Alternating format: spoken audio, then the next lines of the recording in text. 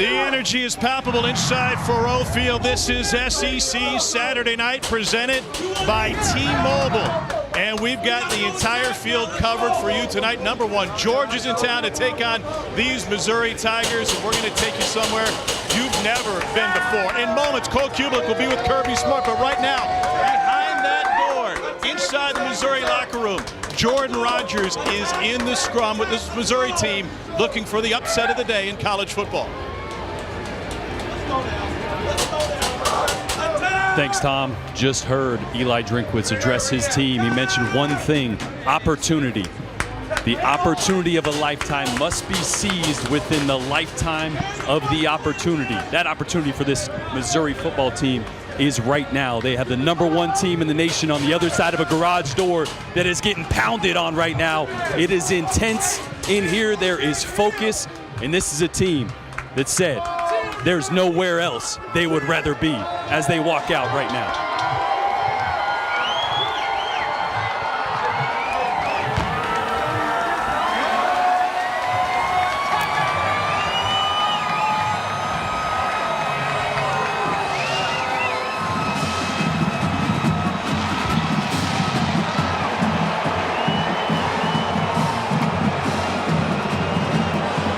Been a while since I ran out on a field like this. I tell you what, the crowd out here from Missouri is ready to see what this team can do against a challenge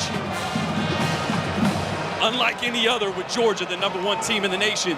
Tell you what, Tom, I didn't stretch for that one, but I felt pretty good. If I had to put some pads on, I bet you I'd give you one play.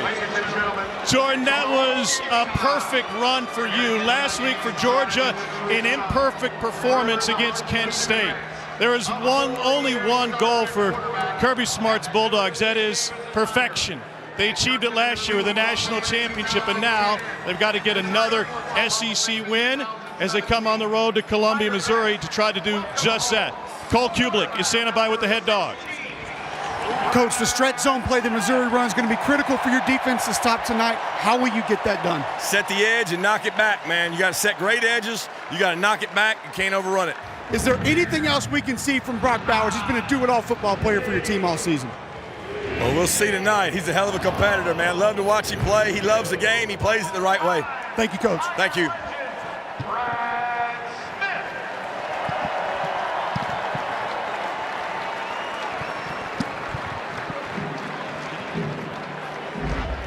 I'm unplugged. Welcome to the jungle.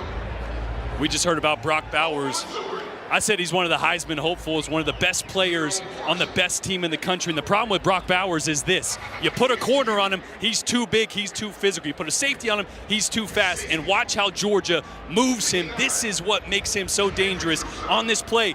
He's got one responsibility. Safety's got it. He moves. Now the other safety rolls down to get him. He goes in motion. Now the opposite safety has to have him. 3 times before the ball was snapped, the responsibility for Brock Bowers changes. Again, start him in attached. Move him outside. Now he's one-on-one on a corner.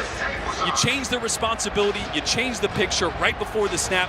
Set up a matchup, and he's going to win that every time. And let's not forget, he'll break one for 70, he'll jump over a corner, but he is still a physical tight end at heart, and he will run you to the sideline and open up holes. That's what makes Brock Bowers so dangerous. He is the number one goal for Missouri to try to slow down tonight. Meanwhile, Cole, on the Missouri side, the biggest question mark this week, Luther Burden. He's a 5-star recruit. He hasn't gotten a ton of touches when things aren't going well for Mizzou. How big a role can he play tonight? I think he can play a critical role. We watched him in practice yesterday. Did have an ankle taped up. Did not seem to be exactly 100%. But I do think he's a guy that can still be a playmaker. I think maybe even more of a decoy than anything else. If Eli Drinkwitz can get him on the field, move him around a little bit, I know for a fact after visiting with the Georgia staff, they will respect Luther Burden if he's in the game. So Georgia will return, and what an opportunity for this Missouri program, Jordan. They beat number one BCS Oklahoma in 2010. They've never beaten the AP team, and this environment might just help them. I tell you what, I was in there when Eli gave his speech. There was focused faces. There was optimism. There was excitement. This team is ready to take on Georgia here. No return for Karis Jackson, and now we see Stetson Bennett for the first time tonight. Last year, he may have been the most polarizing great player in college football. Now, he's just a great player. Yeah, last year at this point, we didn't know, is he a game manager? Can he be somebody that can take this team to a national championship and beyond? Those questions were answered, and this Georgia offense, so much different than last. It's a Georgia offense that can beat you through the air, and really that's their strength. With 1984, Ladd McConkey, Brock Bowers, Darnell Washington, they're going to throw a bunch of different looks at you, and it all centers around that national championship winning quarterback, Stetson Bennett. They split Bowers out with Washington inside into the left side. Kenny McIntosh is the tailback. Bennett to the slant, little bit behind and incomplete. Trying to find Marcus Roseby-Jackson. And that one just a little off by Stetson Bennett. It's a slant route. You want to leave that on the front shoulder, just a hair behind. Little nerves early in this game. That first pass for a quarterback, never your best usually, but a great play on the outside to break that up as well.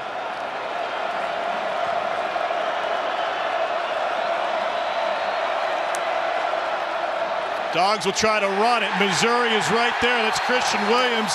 Cole, you think if Missouri has any advantage tonight, it's going to be their bigs on the defensive line. They have interior defensive linemen that can be disrupted. And you see Christian Williams right there just busting through over the left side B gap, being able to penetrate and get an early TFL.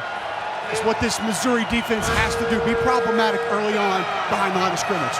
Third down here, keep an eye on Brock Bowers.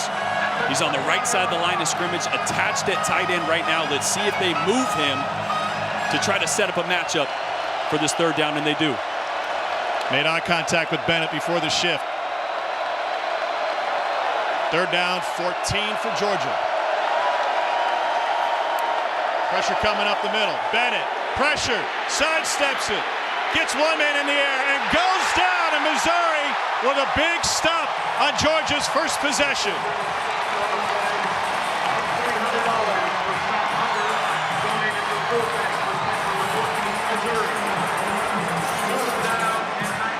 You cannot start any better than this for Missouri. They have two really good defensive ends, Trajan Jeffcoat, Isaiah McGuire, both of them right there in the backfield, getting pressure on Stetson Bennett and able to finish it off to force a punt on the opening drive for Georgia. Brett Thorson to punt it away. It's Luther Burden, the five-star, to return. Fair catch. And that's where Missouri's offense will take over. They're led by a sophomore from St. Louis out of Chaminade, Brady Cook, who grew up a Missouri fan, whose parents are here tonight and brought him to Tiger games as a kid. Never before has a Missouri quarterback beaten the AP #1 team. What an opportunity in front of Cook tonight. Yeah, and what an opportunity to continue the path of development. I tell you what, watching Brady Cook, his decision-making, his downfield passing, all have continued to improve with experience. And I tell you what, if I'm Eli Drinkwitz, I'm looking at that play sheet after that start by my defense. First couple plays here, I'm taking a shot at some point. Tailback to start the game is Cody Schrader, the D2 transfer from Truman State. No end around, they get it into Burden's hands. And on the sweep, he had to fight for everything. And that's huge. Get the ball early into the hands of your playmaker. In Missouri's 2 losses this season, he's only had 2 touches for 9 yards. 1 reception, 1 rush. Got to get the ball in your playmaker's hands early, get him in rhythm, get some confidence going. Daniel Pete now in a tailback for Mizzou. And this is Lovett. So both talented wide receivers have gotten a touch in the first 2 possessions. I like how you spread the ball outside, try to get it to the perimeter early, Tom, and you mentioned it. 2 guys who can be dynamic. 7 and 3, both pointed out to me on the field by the Georgia defensive coaching staff. These guys that have to be aware of. But you show a couple of things. You show the stretch zone play from a blocking perspective with your offensive line, and then show that you're willing to go the opposite direction with your playmakers. The Georgia defense, which was stout through their first 3 games, finally gave up some points last week against Kent State. Best defense in the country last year. Cook pressure, escapes, and had to work just to get past the line of scrimmage. Tackle by number 3. That's some leakage here on third down. It comes from the interior. D-line stunting hard to the left, and if you're an offensive lineman, you got to work, and press those double teams inside to make sure nothing gets up the middle. Good job by Brady buying some time. Jack Stonehouse to punt it away. Ladd McConkey had some issues with punt return last week. End over end. McConkey will take a fair catch. And Georgia's second possession will begin just outside the 10-yard line. Georgia 3 and out on its first possession. Stetson Bennett will have the ball in his hands when we return to Columbia.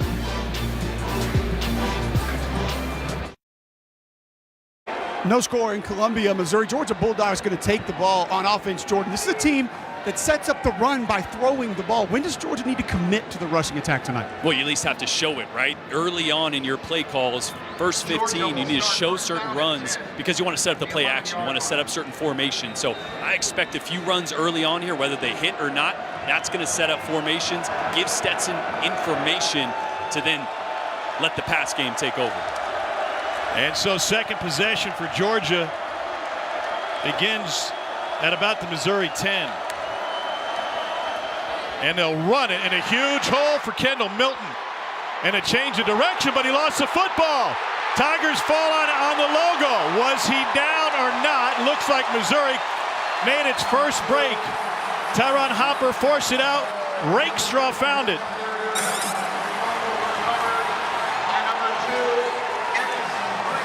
Momentum is so big in these games, and already Missouri with the 3 and out on the first drive. And let's take a look at this one. Milton splits up the middle. It's never from the guy that you see. It's always from behind you. And that one looks like a clean punch, like Peanut Tillman back in the day coming from behind on that one. Oh, it was. The knuckles right on the ball. Tyron Hopper. Excellent play. Blocked perfectly. Cedric Van Pran up on the second level. A nice cutback. Going to be an explosive play for Georgia. Ball pops loose. Missouri gets a big one. These are the plays you have to capitalize on in games like this. And so Cook under center now. Little misdirection, a lot of window dressing. He's pressured and goes down. The Georgia defense answers with a big play of its own. Kamari Lassiter. Well, I tell you what, from down here on the field, it looks like early on this Missouri offensive line just getting overpowered by some movement up front. Absolutely. Blocking the stretch play there, get another play action, but keep in mind, long developing play. It's fine to go play action, but you go play action up the middle and then play action to that rocket motion around back, gives that Georgia defense a lot of time to penetrate. On second down, this is Pete. And Pete gets stuffed for a loss. Jamal Walthour is there. Well, we saw the plan early on, right? Get the ball to the perimeter if you're Missouri. Got Burden going early on. I'd like to see some quick throws to the perimeter. I know it's third and long right here. You're not going to take a chance pushing the ball too far downfield. Expect a layup throw, maybe a perimeter screen, get your wide receiver in space, or a screen to the running back. Burden on the logo right here. Condensed formation. Cook, third and long. Completes for basically nothing, and they'll have to punt it away. That's Toshki Dove, the senior wide receiver, stopped by Christopher Smith. Well, Missouri unable to take advantage of the turnover. We ran into former Tiger coach Gary Pinkel at dinner last night. He's headed to the College Football Hall of Fame. So if you win games like this, you can't make mistakes. You've got to create some breaks. But Eli Drinkwitz's team unable to take advantage of the takeaway. Jack Stonehouse. And McConkey again, another fair catch. Missouri owning the field position. Nobody has found the scoring column. 9:30 to go. Stetson Bennett coming back here in the first quarter. SEC Saturday Night is presented by T-Mobile, bringing 5G to hometowns across the SEC. It was one of the biggest wins in Mizzou history with a game day crowd, a record 18,000 on the quad. John McGaffey returned the opening kick for a touchdown, and Missouri knocked off BCS #1 Oklahoma. They stormed the field afterwards. Sooners threw some punches, but Missouri got the last laugh, 36-27. Chase Daniel was not the quarterback on that team. Blaine Gabbert was, but Chase is invested in this one. He said, if Mizzou wins today, I'm paying a bar tab for everybody at Harpo's tonight. They'll probably take the goalpost there, too, if they win. You in, Jay? Yeah, and Chase better hope that you're not going. I know you're running that thing up as much as possible. You're the mayor of Como. Listen, he's got enough in his NFL earnings. That was a wise move for guys. Made 5 starts in his career. Spin move, and that is rejected at the line of scrimmage. It's Isaiah McGuire out of Tulsa Union with another big stop. Well, I tell you what, last year I thought Mizzou had 2 of the most underrated defensive ends in the entire conference. And right now, early in this game, they're showing up. Isaiah McGuire, Trajan Jeffcoat have both been huge early on, and I am really impressed with the confidence and the speed that Missouri has started this game. Georgia guilty of sleepwalking against Kent State last week at home with an early start. They've got plenty of red-clad fans in the building tonight. And the Missouri intensity ratcheted up with number 1 on the other sideline. Play clock late. Straight ahead run. And a gain of 3 to set up 3rd and about 7. I'll tell you one thing, Cole, that Missouri's doing up front is they're getting their one technique angled, and they are just hitting the center from the side, really trying to stop those double teams by Georgia from getting to the next level, allowing their linebackers to run free. And so far, that plan is holding up. Absolutely. That penetration coming because guys getting north and south quickly for this Missouri defensive line.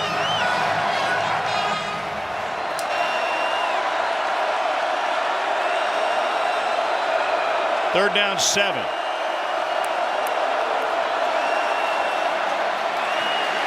Bennett takes advantage of the time, but it's a drop. It's Ladd McConkey, who's had a tough last 5 quarters. A drop last week, a drop touchdown, a fumble, a muff punt. Kirby Smart said nobody wants to fumble the ball, but it's about focus with him, and that's been the teaching point. Yeah, really good concept here, and Stetson does a great job with some stuff around his legs there of delivering that ball. I'll tell you what, sometimes as a receiver, it's just all mental. It's between the ears. Sometimes you need a layup throw on the outside, a quick one, just to get things going, to shake it off. Kind of like a hitter in a slump, you know? You got to do something to slump bust. Mark Gray said so. Dorson gets it away. Burden going to try to return. First man by him, by the second as well. Taken down at the 45-yard line after a 49-yard punt, 6 on the return. Eli Drinkwitz got this Mizzou job on the heels of a 12-1 season at App, and Cole, one of the things he brought with him was the stretch play. Hey, he brought Dwayne Ledford from NC State as well. That's where he kind of picked it up, and you're going to see the entire flow of the offense. Hit the perimeter, it's going to be a reach block. You have to seal the edge right there, and just watch how this can take the entire defense to the sideline. A wave of offensive linemen to the right stretches that defense all the way out to one sideline. Now, the killer with this is it can hit almost anywhere in any different gap. Watch the cutback on this run.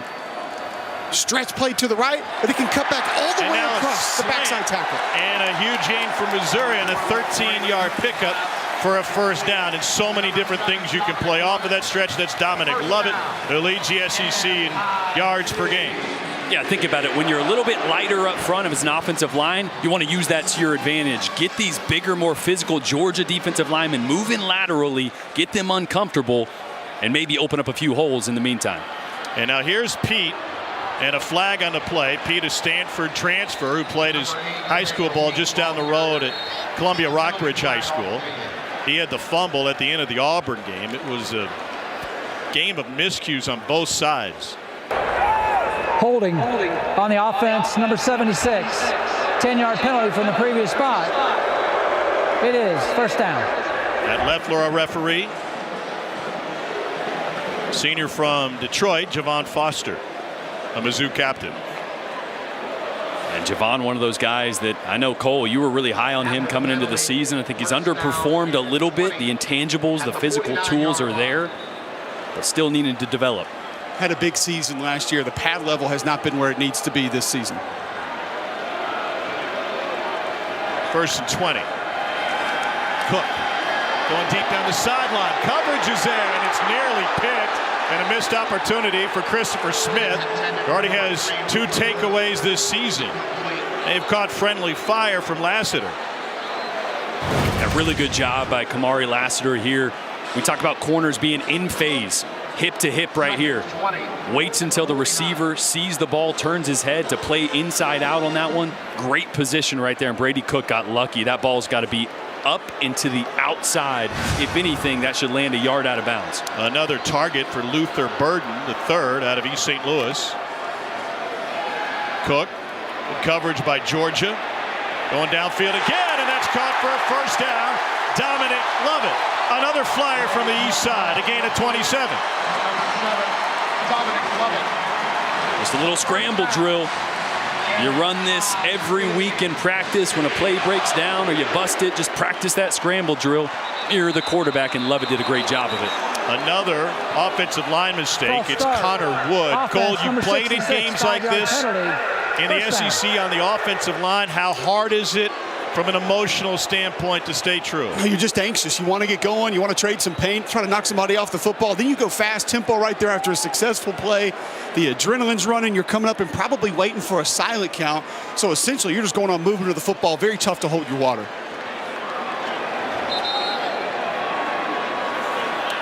Tigers off schedule again. First charge timeout. Eli Drinkwitz wants to talk about it. 30-second timeout. Tigers in plus territory. Let's find out what else is going on. Back to the studio in Dari. All right, guys. 5-star play presented by Yellowwood. And check out Robbie Ashford. The strike to Camden Brown, and Auburn leads LSU 14-zip early in the second. Raise your hand, even though we can't see you, if you saw this coming, guys. Well, a lot of surprises in the league today. Mississippi State hung 42 on A&M at home. Will Rogers threw for 329 and 3. Hello. Wow. That A&M offense has got to figure some things out. But I've been mentioning Mississippi State had a slip up, but they are a dangerous player in the West. Really good on both sides of the ball. At the 29-yard line. Tigers have stepped on their own toes a couple of times. Empty backfield now. Mookie Cooper motions out. They get it to the Ohio State transfer. And he dances his way inside the 25 to get some yardage back. 2nd and 10 coming. Mookie Cooper. Love that play call right there. You get to an empty set, which does two things. It gets your playmaker, Mookie Cooper, out in space, but it gives Brady Cook information. Anytime you motion that running back, Brady's going to understand what the defense does, what they're going to be in, zone, man. And now upstairs, this offensive staff can get a game plan together. And next time we see it, they'll have an answer. Cook on the run, dumps it off to Lovett, and Lovett is surrounded by dogs. Jamon Dumas Johnson, first man there. It's a loss of 4. Tackle by number 10. It's just such a good job by Dumas Johnson here, reading this the entire way. Mizzou wants to play this on the edges. And Dumas Johnson saw that, reacted immediately. If your wide receiver can't outrun their safety / linebacker, it might be a long night. Yeah, that's going to be an issue, but you got to be better formationally then. You got to put him in different areas, right? He works across the line of scrimmage right there. Linebackers at Georgia are really good at seeing things and attacking, so got to get him out on space. 3rd down, 13, pressure coming. Cook over the middle, nice crossing route. Luther Burden under the 24. 4th down, Missouri's kicking game, typically reliable. Went south at all the wrong times last week, as Harrison Mevis missed what would have been the game winner against Auburn at the end of regulation. All-American kicker is back out there, and this is a 41-yard attempt.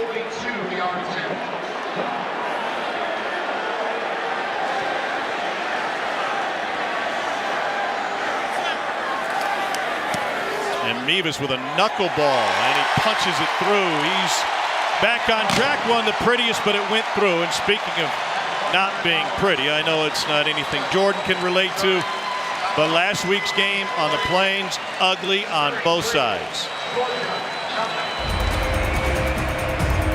He missed it. He pushed it right, and we go to overtime. Video review, the ruling is an incomplete pass. From 39 yards out, Carlson will get this one. After video review, the ruling on the field is confirmed. It was a fumble. A disheartening, dispiriting ending for Missouri. Tigers in their program history have lost games all sorts of ways. On kick balls on the end zone, on 5th downs. But that one, they gave away.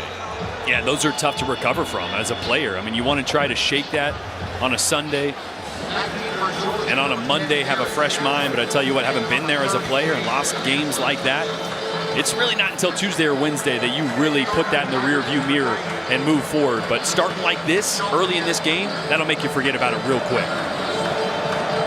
Karis Jackson back to receive. And this one through the back of the end zone. Almost back to the locker room. How did it look back there before the garage door came out? That was wild, right? So Eli gives his speech. Everybody kind of meanders towards the garage door. The lights go off. They're pounding on it. I mean, I'm tiny as well. And I'm not a big dude. Yeah, not a big dude. They're big dudes down there, and it is just intense. Everybody, it's almost like a growl going on. I mean, you can hear the intensity, and then those doors open, and it's pitch black back there, right? Completely black. Couldn't see anything except for the camera we had a little light on it. How's your hammy? How was the sprint? Not bad. Yeah, you know, I stretched a little bit in the locker room, trying to loosen things up. Did anybody say, who's that dude in a suit? Everybody. Kendall Milton, play action. Bennett on a dime. And a Georgia first down. That's big. Darnell Washington, 6'7", 270. The metrics don't do it justice. No, and again, I've heard and I've seen Darnell before, but every time you're down on the football field with that man, it is unbelievable. There's no way he's 270 pounds. No way he's 275. He's 280, 285. I mean, he is huge. And they use him in so many different ways. Such a weapon. Rocking the bling, an embarrassment of riches at the tight end position. Bowers has been quiet so far tonight.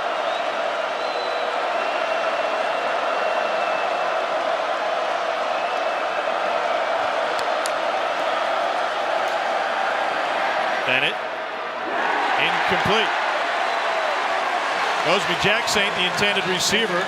Ennis Wakestraw Jr. coming back from an ACL injury last year. One of the team leaders on this Mizzou squad has come up with a couple of big plays tonight.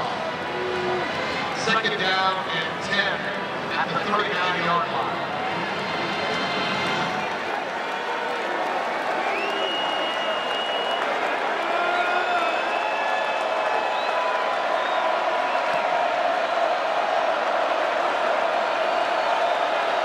Brock Bowers right there. Look at all the space he has at the line of scrimmage. Mizzou's going to be in a form of zone coverage. Going to be able to work in space. Bennett takes off with it.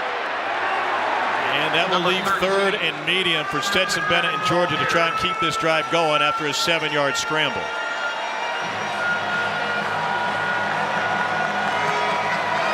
Huge 3rd down here for Missouri as the crowd gets loud.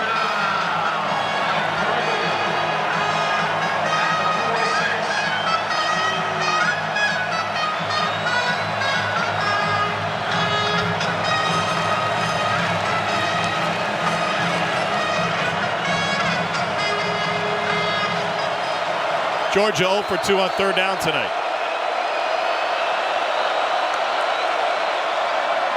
Kenny McIntosh stopped short. Needed 3, got 1. Damian Wilson getting the start at middle linebacker for the Tigers. Boy, and Christian Williams, we've already said his name a few times tonight. Doesn't make the play here, but he's going to push the running back to bounce this one out to the left. Watch the penetration there. They want to get north and south right there. Kenny McIntosh does, but because of the penetration by Christian Williams, that run game gets bounced out further than they want it, and a big stop. Another opportunity for Burden. He took one to the house a couple of weeks ago.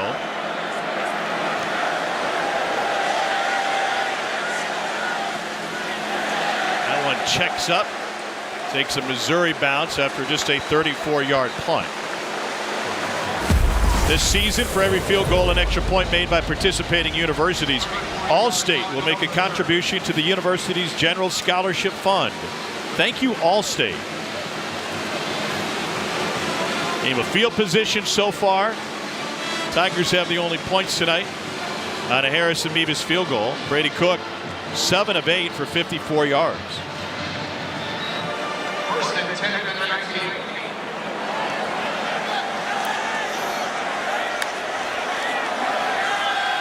Tigers on the ground. Gain of 3. Cole, last year that was a record-setting Georgia defense. This one, it's tough to live up to that standard. It's still pretty good, though. Not going to be that, but talented. You see the flashes that come from 90, 93, 13. I mean, you can tell this is going to be a big-time defense in time. They're just young, and that youth shows up at certain times, not going to have those playmakers up front like they did a year ago. 5 in the first round.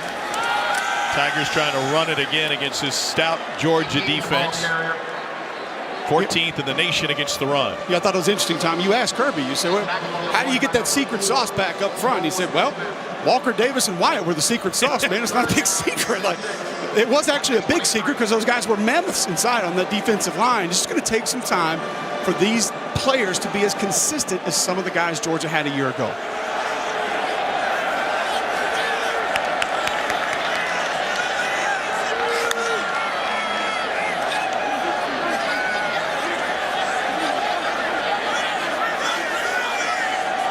Cody Schrader is the running back.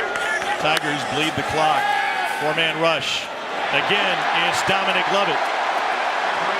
Lovett had 5 catches for 102 against Auburn. He's been their most consistent receiver this season. I love it. They move Lovett from one side to the other. That tells Eli Drinkwitz they're in zone coverage and a little angle route, right? You get the linebacker to move with a drive route, angle right behind it in that soft zone. But it was the motion pre-snap, then the look to the sideline that allowed them to dial up the right play. Tigers will take one more snap in the quarter. Cook on play action. Unloads. And off the mark, trying to find Lovett. Into the first quarter. Missouri has the only points on the board against the defending national champions and the #1 ranked team in the country. Welcome back to SEC Saturday Night, presented by T-Mobile. Under the lights at Faurot Field Memorial Stadium in Columbia, Missouri. Georgia held scoreless in the first quarter for the first time this season. Hadn't happened since the national championship game against Alabama. Why has it happened tonight? Well, it's momentum, right? Football is a momentum game, and Mizzou stole that early on. And then there's been a few, I don't know, chemistry, timing issues on the outside. Cole mentioned Stetson Bennett down there talking to his receivers a little bit. So it's a slow start for Georgia, which is not the usual. A McConkey drop mixed in there.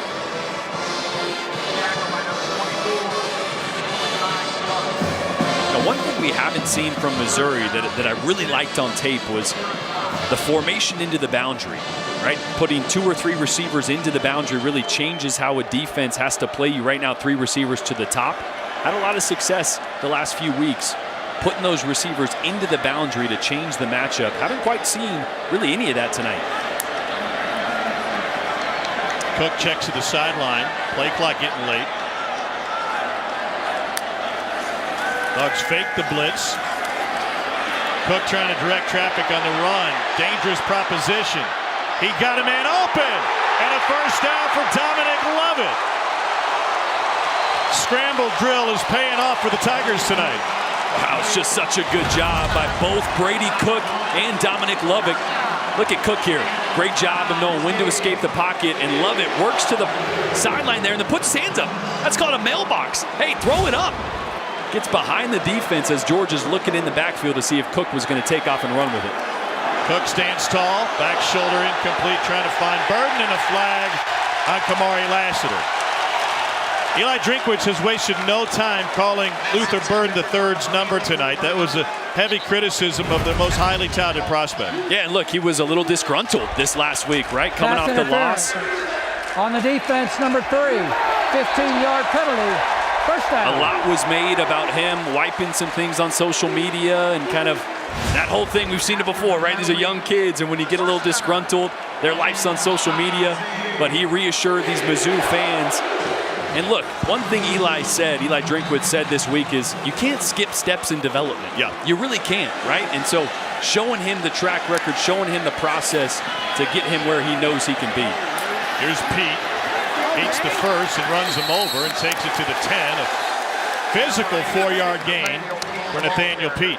Another thing with Luther Burden I thought was really interesting, and it draws parallels to Jermaine Burton and Bill O'Brien at Alabama, is he said, look, we tried to move him around too much, and if you do that, you're going to stunt a young guy's growth. So in this game, you'll see Luther Burton a lot more at that X receiver to the boundary, split by himself. That way he can learn these plays, concepts inside out, not get moved around too much, get confident, and develop in that role. It was a huge win for Drinkwitz on the recruiting trail, beating both Georgia and Alabama to get Burton, who had previously committed to Texas. Cook, the draw. Nothing. Number 12, Brady Cook, the ball carrier. Jalen Carter met him. Carter coming back from an ankle injury. And he's the next one, right? Devontae Wyatt, Jordan Davis. Both went in the first round, the last draft, and Jalen Carter might be better than both those guys when it's all said and done. It's amazing the riches that Georgia has had up front and that they've been able to develop. And he creates problems for offensive lines. Tigers have converted both of their third downs in this drive. 5-man rush. Cook to the outside, wide open. Touchdown, Tigers. Tyler Stevens.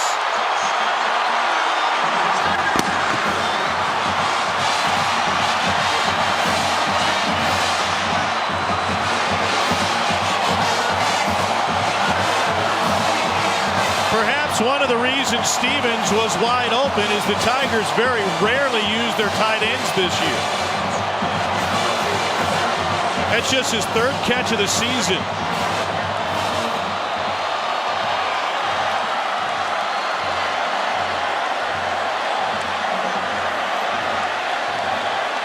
Mevis for the point after. He's got that feeling in Columbia tonight. Tell you what, as good as Dominic Lovett has been with the ball in his hands this time as a decoy, really opened up this touchdown. They're going to set up a little slip screen that we see him run so often. Lovett's going to come up here, act like he's going to get the ball. Stevens is going to fake the stock block, work down, and look at the effect that has on the Georgia secondary, playing the slip screen and letting Stevens slip right behind him for the touchdown. Transfer from the University of Buffalo has extended the Missouri lead over number 1. It's 10-0 Mizzou. Early momentum for Missouri. 10-0 early second quarter. Some frustrations percolating on the Georgia sideline. Yeah, it's self-inflicted wounds, right? You mentioned the drops, some of the miscommunications in the secondary. That was a blown coverage, the pass interference that really set that up. Feels like Lassiter saying, not me, go find somebody else. And he got flagged for the PI, but that wasn't his fault on that touchdown. It was really Chris Smith that let the tight end go. Obviously, it's the eye candy, right? All those DBs got fooled by the fake slip screen. It happens. But an inopportune time to blow a coverage down in the low red zone. Well, down behind the Georgia bench, defense coordinator Glenn Schumann made sure he went down to each position group on that bench, try to calm everybody down, have a few words.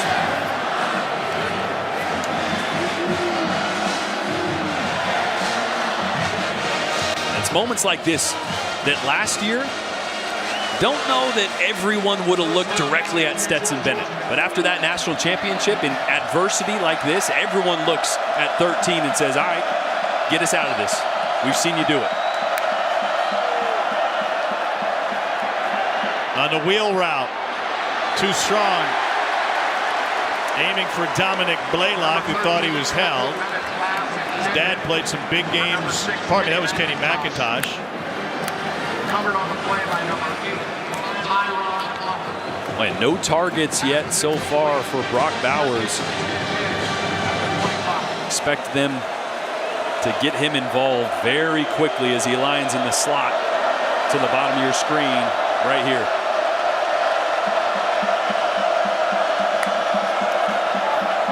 They'll run it. And Edwards yards, and he gets dropped in the backfield. Tyron Hopper, transferred in from Florida after a big game against Missouri, also has the forced fumble tonight. Heck of a play by Hopper. Watch him just duck right down underneath the puller. A little bit of a pin and pull scheme there for the Georgia Bulldogs. Hopper has the quickness and agility to be able to get underneath and then get back to make that tackle. Excellent play. Georgia hasn't converted a third down tonight.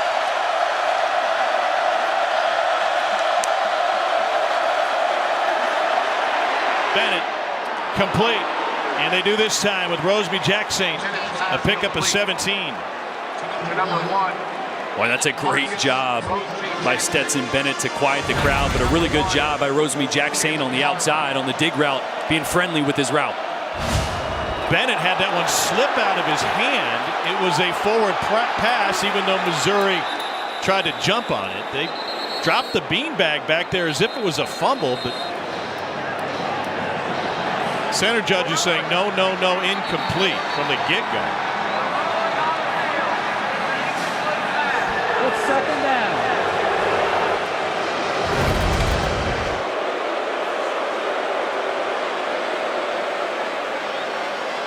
I mean, that's like something you see on a blooper reel. It just fell right out. Yeah, and I tell you what, quarterbacks that have a strong pat, you see with his left hand him pat the ball as it moved back. Sometimes you hit that a little too hard. You're not firm enough with your right hand. That dislodges it right before you take the ball back, and it just comes right out. Not a case of the Kenny Pickett's there. More so, he just kind of knocked that one with his left hand right before he took it back. Seemed as if Georgia recovered anyway, but it was an incomplete forward pass. Bennett. And there's Bowers for the first time. Really interesting, Cole, talking with Todd Monken, Georgia's offensive coordinator, said this guy's still learning how to run routes. Interesting and also terrifying when you think about the fact that he talked about him as more of a running back hybrid, not necessarily a receiver that moved to tight end and kind of outgrew the position, still learning how to run routes, still learning the intricacy of the position. On 3rd and 2. Ball on the ground, Missouri finds it. Another Georgia mistake, and the Tigers scoop it up. It's Dalen Carnell.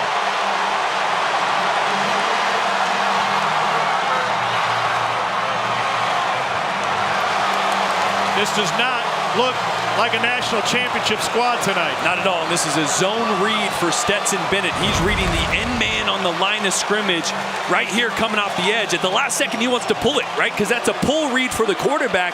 Problem is, the running back, as soon as you put it in his gut, he's going to take it. You have to be very firm, and see at the last minute, Stetson tries to pull it and run with it. It's already on the hip of the back. They're caught between who's going to take it. And that's when fumbles occur. As a quarterback, you have to make a quick, decisive decision, because that running back, he doesn't know. He doesn't know until he doesn't know. Missouri take a shot here? Absolutely. Got Luther Burden at the top of your screen. They will run it with Schrader, and he will grind his way, which is fitting, his style befitting his history. Transferred in from Truman State, where he led Division II in rushing over 2,000 yards. His dream to play at Missouri. He gave up the Truman State career, transferred here, and he has been Mr. Reliable. Meanwhile, this is developing. Jalen Carter will be helped off the field by the Georgia athletic training staff. Carter came in with an ankle injury. Kirby told us yesterday he's been pretty good this week and seemingly good to go. He won't even make it off the field. Well, Kirby told us, Tom, that he was not going to start, but they anticipated he would be able to play, and they did want to get him some reps tonight. As we take a look at the replay, what do they miss without Carter on the field? Well, it's the physicality, right? Look at this stretch zone play. Everybody's moving laterally. You can see Carter right there. And that's a low block from Missouri, which Georgia was expecting, left side of the screen. Yeah. That's the thing on those stretch plays. Those backside offensive linemen are really trying to get in front that time. Probably shouldn't have gone low. You were never going to get out in front of Jalen Carter on that one. He's not expecting it, surely. Cole, in that scenario, what is taught, what is dirty, What is just reaction from an offensive lineman? Well, I think the only thing dirty would be, number one, if you're behind a guy and he's not able to even attempt to get his hands on you and keep you away, keep you at bay, that's going to be viewed that way. And then if you're engaged with another offensive lineman and somebody comes in low, obviously that's going to be a flag, should be called a flag. That's obviously going to be considered dirty as well. I was kind of in that gray area, right? There's a lot of it, Jordan. There's a lot of this in the gray. I talked to Will Muschamp for about 10 minutes about it before the game, and he referenced the game against App State when he was the head coach at South Carolina. He said we had about 10 D linemen in the training room the next week, all banged up from blocks like that. Cook dumps it off, and for the first time finds Barrett Bannister, picks up the first down. Well, tempers were flaring even before the sunset here in Como. I see Jalen Carter there walking past some Mizzou players, getting warm. Some jawing, little trash talking goes on, and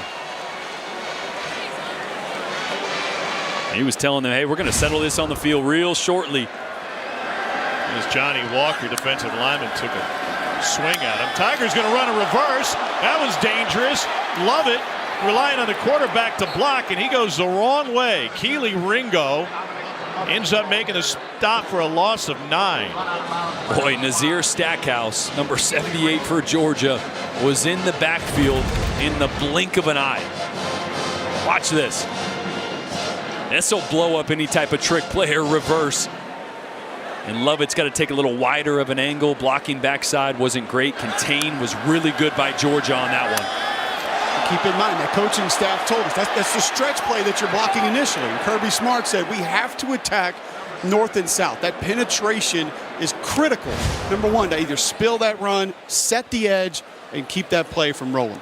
Athletic training staff is gathered around Dominic Lovett on the Missouri sideline. That would be a huge loss for this Missouri team. Jalen Carter just left the game for Georgia.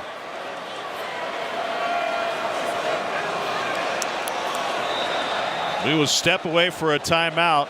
The underdog Missouri Tigers with a 10-0 lead on number 1 Georgia. Jalen Carter still getting attention from the Georgia athletic training staff, looking at his ankle. Let's get another look at this play with our offensive line expert, Cole Hubler. You cannot be engaged with an offensive lineman and then have another one go low on you. So we see Jalen Carter left side of your screen. You see Mitchell Walters has got to get out of there, 75. And it's tough because Carter's playing off of him. But in my book right there, that's a penalty. I mean, that's a chop block. He's engaged with another offensive lineman, and he takes another one low. Probably should have been a flag on that play, but 75 has got to haul butt and get out of there. Otherwise, because the tackle doesn't know. He just knows he's going low. He can't see what else is happening. Meanwhile, key injury for Missouri. Dominic Lovett is in the tent getting looked at after he got his ankle rolled up on. Cook dumps it off. They love this. Here's Mookie Cooper. Stays in bounds, picked up maybe 3. And that's a route we've seen multiple times tonight. Yeah, might as well be a run play, right? Running backs going one direction. Mookie Cooper, kind of a hide route they call it, coming underneath the line of scrimmage. It's a quick, easy throw. Get the ball in the perimeter. Easy for Tiger receivers to hide. They're not a big group. No. 5'10", 5'11", Cooper at 5'8".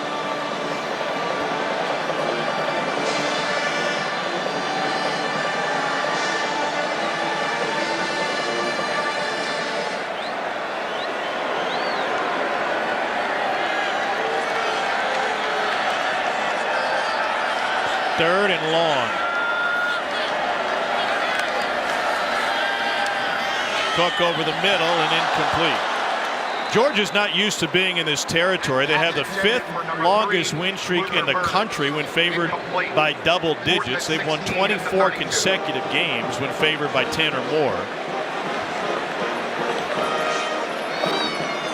And Missouri will bring on Mevis a 4th and 17. He's already made one tonight. Made a couple against Georgia last year. From 49.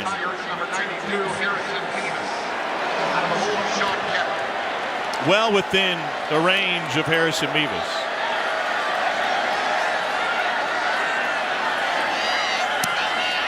And he drills this one. What a bounce back game for the Missouri kicker.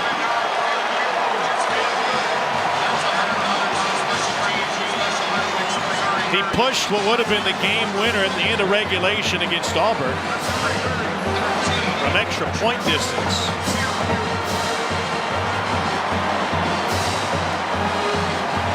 You can tell his confidence growing. This would have been good for midfield. Yeah, Ladd McConkey needs to figure out what he did. What was his slump buster? Because he's drilling them tonight. A fist bump? Get some swagger, kicker. Let's go.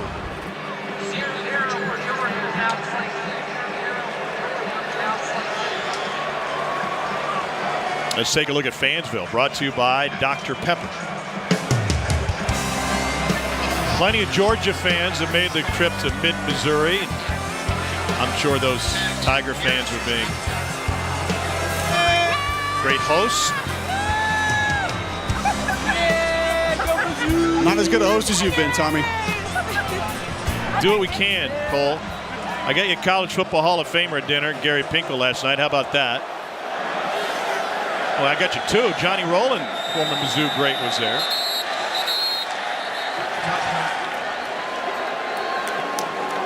This is rarefied air indeed. Trailing by double digits against an unranked team. The previous time under Kirby was 2016 against Missouri. Georgia has only lost as the #1 team against an unranked opponent once, ever. That was against Auburn in November of 1942. Dogs need to clean up their mistakes. A Stetson Bennett fumble gave Missouri a short field on the last possession.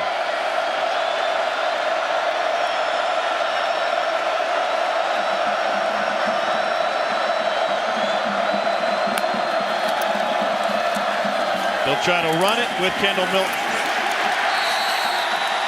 Cole, what do you like about this Missouri D-line? The ability to attack, get north and south. And Jordan talked about how he thought the defensive ends were underrated coming into this season. Isaiah McGuire, Trajan Jeffcoat playing laterally, flat down the line of scrimmage. There's a couple of times that they've been taken out of their zones and then come right back in to either make a play or go apply pressure. Fundamentally sound football on the edges and penetration up the middle.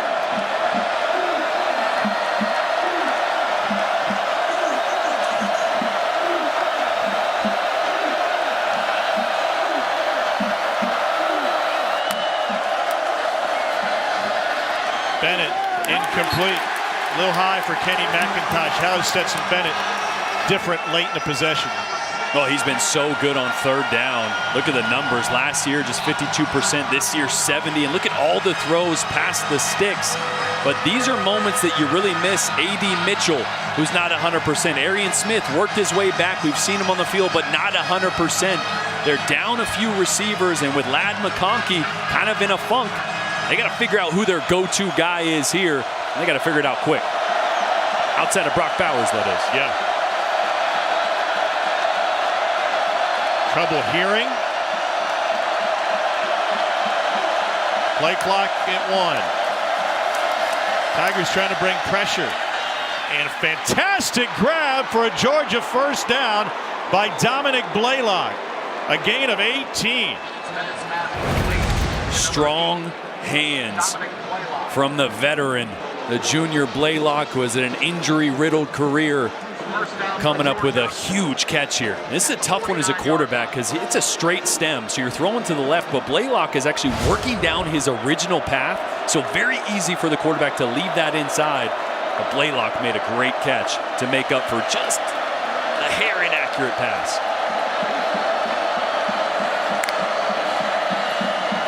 Bennett keeps it, unloads. Here's the best tight end in the country, Brock Bowers. Just a second target tonight for Bowers, and he wins the jump ball for a 33-yard gain. First time Georgia has crossed midfield tonight. And those are the matchups they want. Getting Brock Bowers on a safety. Ladd McConkey drew the attention of the corner and the safety over the top and left the one-on-one matchup they're going to try to find quite a bit tonight. Pressure from the edge. Bennett tries to shovel it. And that is incomplete. Man, Georgia, all sorts of chaos in the backfield at multiple times tonight. I think it was Hopper coming off the edge. They're trying to do a little slip screen here. Another little hide route like we saw from Missouri to Bowers. Tried to go Dan Quisenberry on that one. Yeah, a little sidearm there. I mean, he can make those kind of throws. Just Hopper, a great job getting his left mid on it. Do you have Quisenberry in your bingo card tonight, Cole? You win. Bennett just 5 of 12 through the air. Here's a shot, and too strong for Darnell Washington.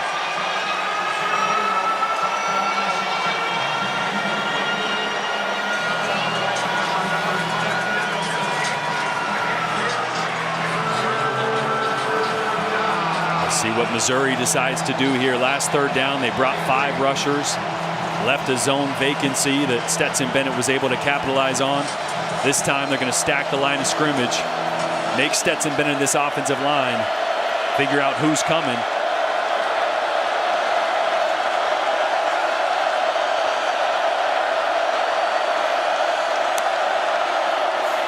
Everybody's coming, and that is knocked away at the end. Coverage by Chris Abrams drained. And that'll bring on the kicking team for the Dogs. You hear about defensive linemen being asked to dent the pocket. Watch 6, Darius Robinson, right in the middle. Zero nose. Just bulldozer. It's going to make your quarterback think just a little bit more about getting rid of that football quickly. And Mizzou brought cover 0 pressure that time. So middle of the field was open. They tried the out to the sideline. Great coverage. Great job dialing up pressure by Mizzou. Jack Podlesny from 40. Crushed it. Dogs finally on the board with 6:36 to go in the first half. Missouri looking for the upset of the year in college football, up by 10.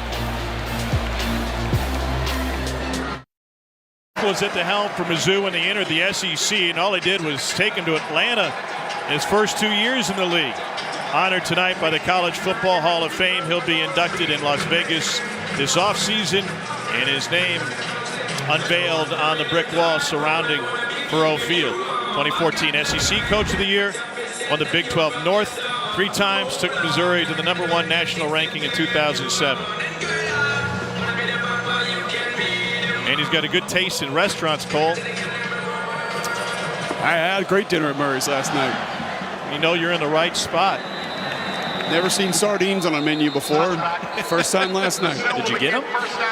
Your producer did. Bill Palladino said sardines are for me. I went with Bob's, the dusted peppers, and the filet.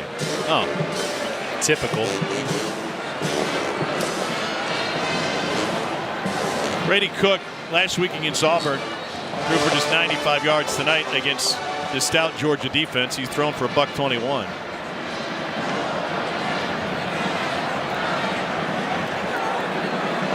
He's talked about refining his footwork and finding the rhythm of his drop and being then in sync with his receivers. Here's Burden. And Burden with a pickup of 7 on first down. Yeah, you mentioned that. It really comes down to some of the inefficiencies throwing the ball downfield early in the season. And sometimes when you just take a 3-step drop or a 5-step drop and you're working on quickness, you hitch up, you throw it. Receiver's not ready. He's not at the target depth. His eyes aren't up yet. So you got to make sure that you're quick, not in a hurry, but that you time up your drop to the rhythm and the timing that the throw dictates. And that could be different.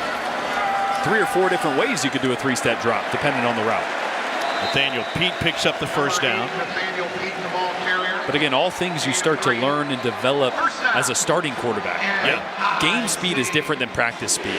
Game speed is different than 7-on-7. So all these game reps early in the season, oh man, I gotta temper, slow down my 3-step a little bit, hitch up a little slower to time up those deep routes. And last few games, you've really seen him and Lovett, who's not on the field tonight, or at least the last couple drives. And they'll go straight ahead with Cody Schrader. And Cody Schrader leading the convoy. Finally taken down at the 1. 63-yard rumble for the senior from St. Louis by way of Division II Truman State. He had one of the most prolific high school careers but wasn't recruited. And now Mizzou with a 1st and goal at the 1.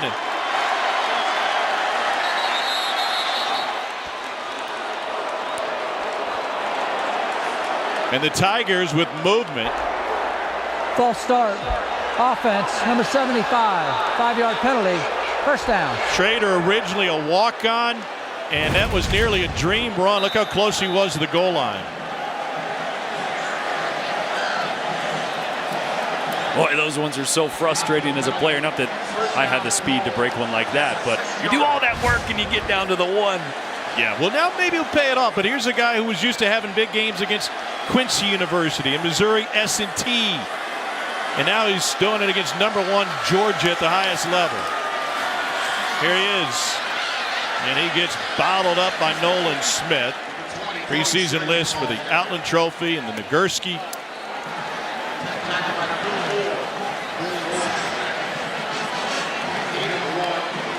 Second and goal at the 5.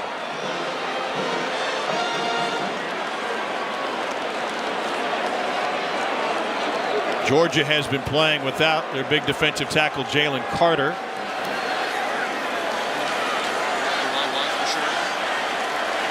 And now with a leg injury, this will be the 5th play of the Missouri drive. Chepti Yotora, the tight end motions. Toss, Pete. Able to find one. Robert Beal Jr., the senior from Duluth, Georgia, with the tackle. Boy, how big is that false start penalty right now? Got the ball all the way down to the 1, had the momentum. We're going tempo to try to catch Georgia offsides or not ready, maybe a little tired, and you get a false start call, backs you up, and now, boy, the momentum that you lose if you don't punch it in here. Burden on the wrong side of the formation. Plenty of time on the play clock.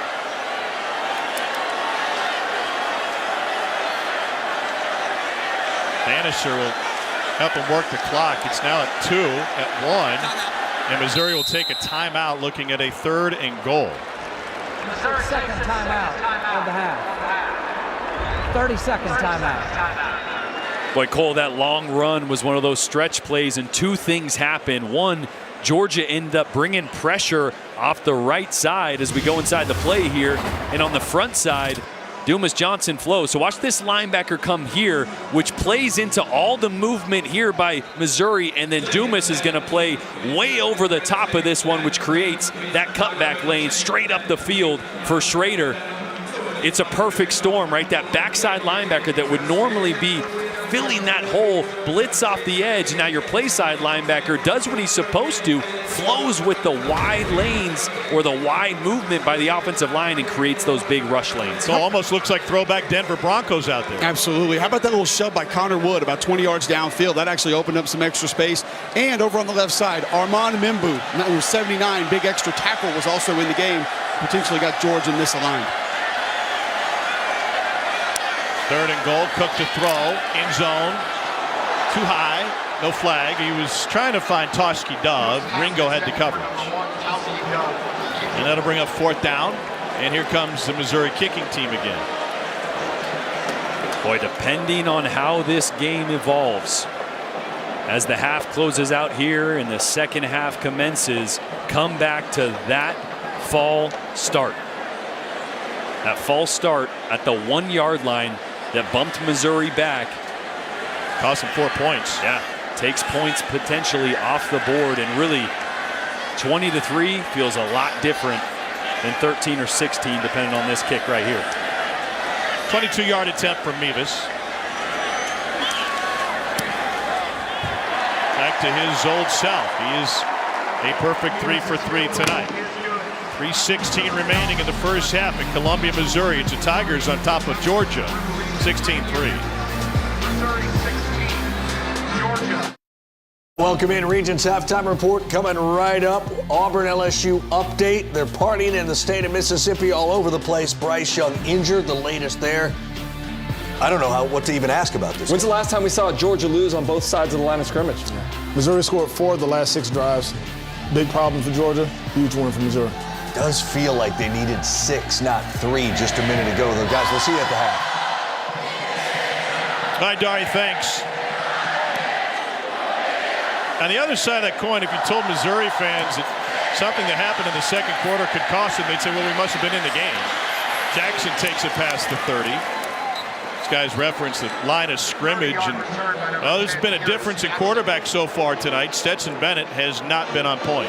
Yeah, they got to figure out how they want to get Brock Bowers the ball and who else can be a playmaker that they can design plays to get touches, because right now with no A.D. Mitchell, Marcus Rosemy-Jack-Saint made a couple plays. Arian Smith has been in and out of there.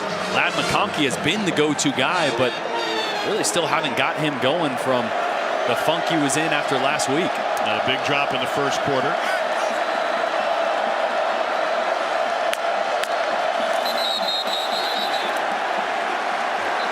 Tate Ratledge, sophomore from Rome, Georgia, moved. Offense, number 69. 5-yard penalty, first down.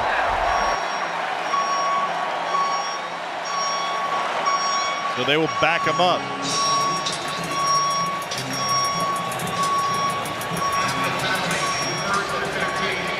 Every minute you allow a major underdog to stick around on their home field, you give them and their fan base enormous jolts of confidence.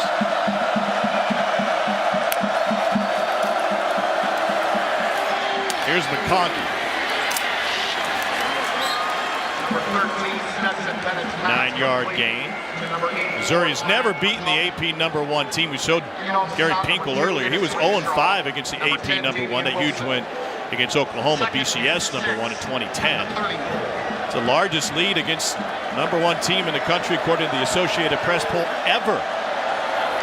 First year of football here, Mizzou is 1890.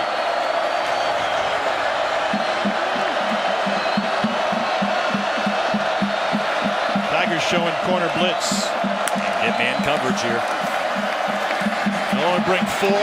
Bennett has to run, and on the run converts for a first down. That's Dylan Bell's first catch of the game. Well, this is what makes Georgia and Stetson Bennett dangerous. It's what he can do with his legs when the pocket starts to break down. And this throw, this is ridiculous. Moving to his left as a right-handed quarterback, which you don't see there. He's got to get it up and over an underneath defender. Does it perfectly. Bennett again finding his rhythm. That's good for a first down to Kearis Jackson, a pickup of 11. 32 yards on the last 2 completions for Bennett. I love them going tempo here. You can feel the momentum change. Capitalize on it. Tigers bring 4 that time. A little bit high, but hauled in. That's Arian Smith working his way back from a leg injury. This is kind of what we expected out of Georgia. This is what they looked like in the opener against Oregon. Scored touchdowns in their first 6 possessions. Right here, you start to sniff the high red zone. This is where Todd Monken goes to his plays that have a 19 by him. Brock Bowers, how do I get him involved? Bowers sneaks out, Bennett going the other way, and nobody is there. He wanted Edwards out of the backfield. 3rd and 3. A little miscommunication there. Edwards has the ability to blow by the linebacker there or cut it off on the angle. Caught in between on those. And a crucial 3rd down here for Georgia.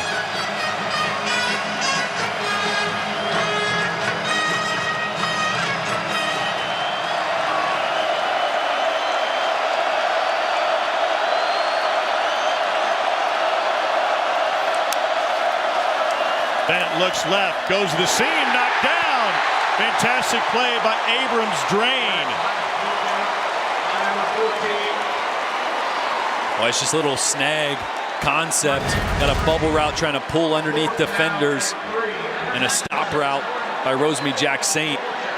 And Abrams Drain did a great job of, as soon as the receiver stopped his route depth, he got his eyes on the quarterback.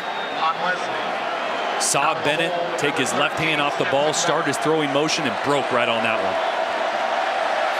Podlesny has already made from 40, this from 44. Lane Walker's snapper, and they're going to fake it. Bennett, the holder, will take off, and Georgia picks up the first down. There's a huge benefit to having your quarterback be the holder. Huge. It's just blocked like a run play on the right side. The right guard blocks down, seals it. Kick out on the outside. That kicker is trying to pull one defender, and Stetson Bennett, all he's got to do is pick up 3. Boy.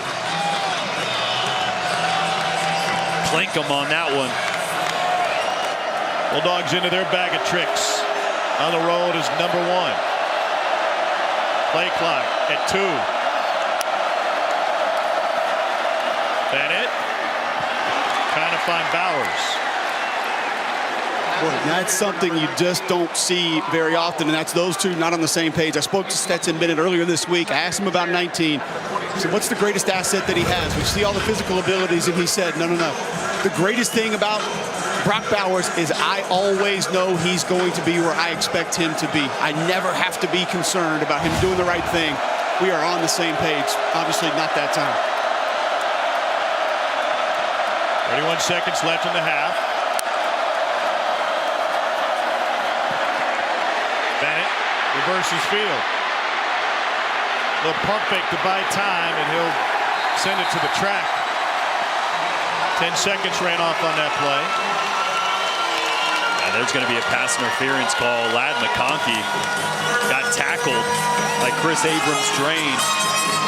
That's where Bennett was trying to go with the ball.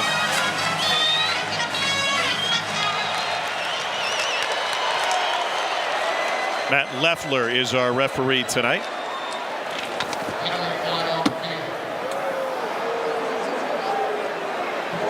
Just a sprint left smash concept, they call it. Holding. Defense number 14. 10-yard penalty. First down.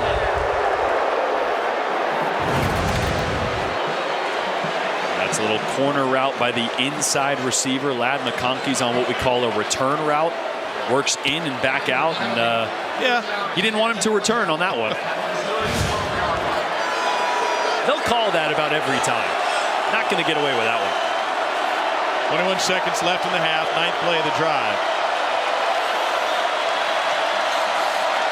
Georgia's had communication issues with this crowd tonight, which is a bit of a surprise. Tigers sent in the house. Bennett has to flick to get rid of it.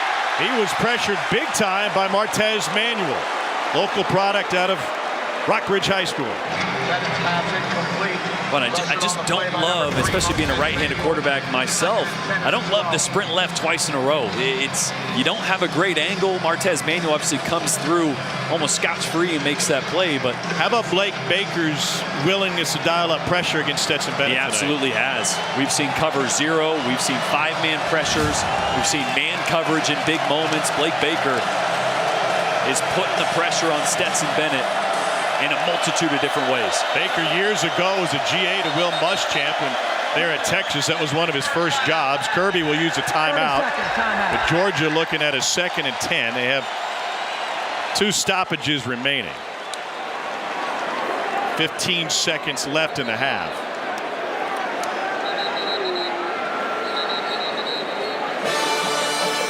Thanks to Wheels Up, helping make travel easier. Jordan had a nice Saturday morning, spent the morning in the Grove with Nation, and here in Columbia tonight. Piece of cake, right? And what a game in Oxford. Yeah, I just didn't know I was going to have to run out of a tunnel. Yeah, Kentucky, Ole Miss. Did we surprise you with that plan? Yeah, a little bit. I show up and you're like, hey, by the way, how your hammies feeling? We're going to have you run out with the team. Okay. What was Eli's message? You were in there. Yeah, he was really talking about opportunity. And he started the whole thing by saying there is nowhere else we'd rather be. So just the moment, the excitement, the hope, the confidence that was in that locker room. And one neat thing, Eli went to every starter on each side of the ball and gave them an individual message before he talked to the team. Georgia first trip to the red zone tonight. 25 of 26 on the season. McIntosh is the running back. Bennett gets to him out of the backfield but can't. Another misfire, a flag on the play. Now 11 seconds remaining in the half. Penalty flag on the field. As it stands, Bennett is just 9 of 22 tonight. Hands to the face against Georgia. Personal foul, hands to the face on the offense, number 59. 15-yard penalty, replay, second down. It's Broderick Jones making his 9th straight start at left tackle. SEC freshman team last year. See Broderick Jones right there working on Isaiah McGuire. Second time we've seen a quick throw to the boundary be high from Stetson. And it was something we talked about to Blake Baker about batted balls, right? As soon as Stetson breaks his hands, which means his left hand comes off the ball, he wants his D linemen to get their hands up, and that's caused a few high throws by Stetson.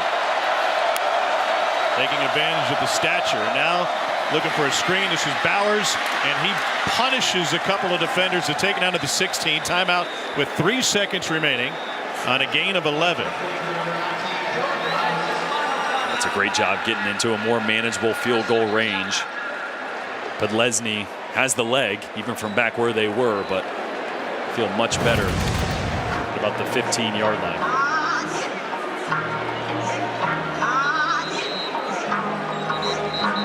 It's one of the many ways they get Bowers the ball in space. I mean, it's just, we talked about it earlier, it's not really fair that he's still developing. Yeah. And I'm going to reiterate what we heard from Todd Monken, that he is a halfback that has ball skills. Usually a tight end like this that can be a game changer at the next level is a receiver that just happens to be a little bigger. He's not. He's still developing as a route runner, which is scary for his potential.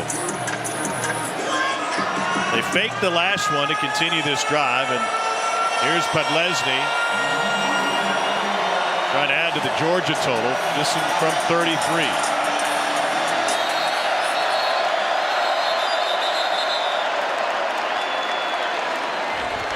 Final timeout, Missouri. Missouri uses a timeout to try and ice Podlesny. Marching Mizzou is ready to take the field. You can watch a live performance on SEC Network Plus in mere moments. Start streaming now on the ESPN app.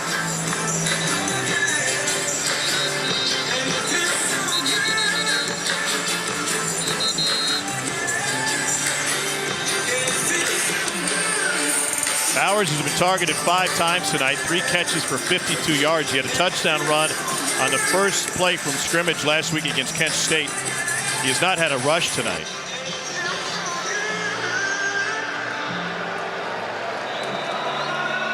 Missouri will get the ball to start the 3rd quarter.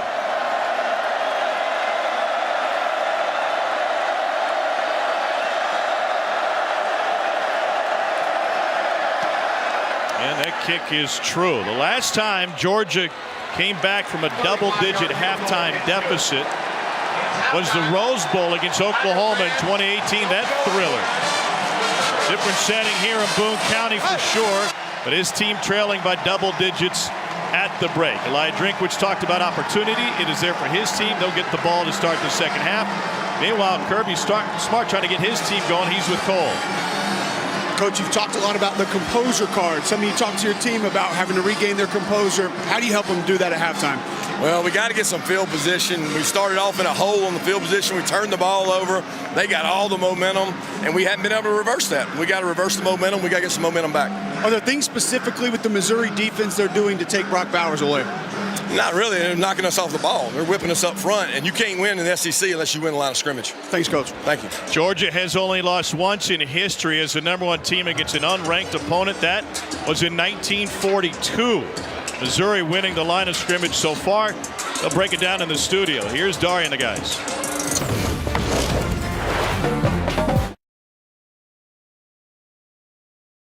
Back to SEC Saturday Night, presented by T-Mobile, Memorial Stadium, Faurot Field in Columbia, Missouri. They've never seen the AP #1 ranked team go down, and the Tigers heavy underdogs in this one with a 16-6 lead at the half. Welcome back.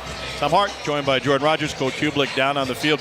Missouri seemingly has done a great job getting Stetson Bennett off of his game tonight. Yeah, a little bit of a shocker here, huh? I mean, Stetson Bennett has been playing better than any quarterback outside of maybe Bryce Young in the nation. He's been playing so good, and this defensive line for Missouri has been disruptive. They've gotten the timing off, and I think there's been some chemistry issues on the outside, some timing issues with Stetson and his receivers as well. So it's all a bad recipe for what we're looking at right now at 16-6. Defensive coordinator Blake Baker knew they could impact Bennett without necessarily getting hands on him, but they've done both. Yeah, it's been a little mix of four-man pressures with Trajan, Jeffcoat, Isaiah McGuire, and then at times, Baker has dialed up pressures, cover zero pressures, five-man pressures, simulated pressures. He has not been afraid to sell out at times to disrupt the backfield, and it's paid dividends.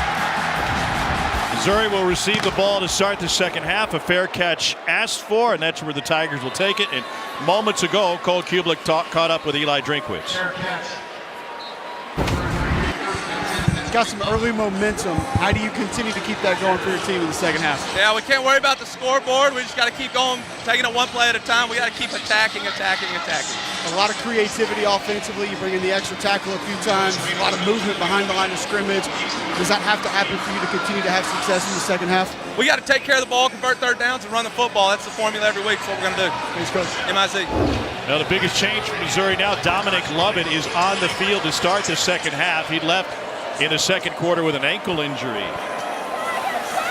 Brady Cook setting up a screen and a nice shake by Nathaniel Peak, and he's able to rip off 5 on first down. What kind of difference would a healthy Dominic Lovett make to this Missouri offense? Well, it's huge. He's been the guy that's generated explosive plays downfield, but just one play on, we watched him kind of jogging over to the sideline, and that right ankle looks stiff. It looks like it's spatted, which means there's tape on the inside and over the cleats as well. It's heavily taped up.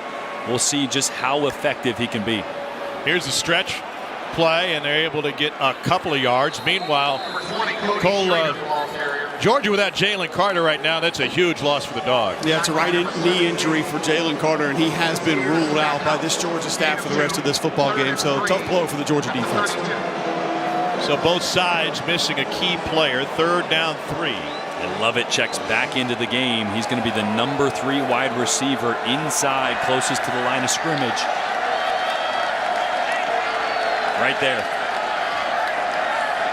Barrett Bannister in motion.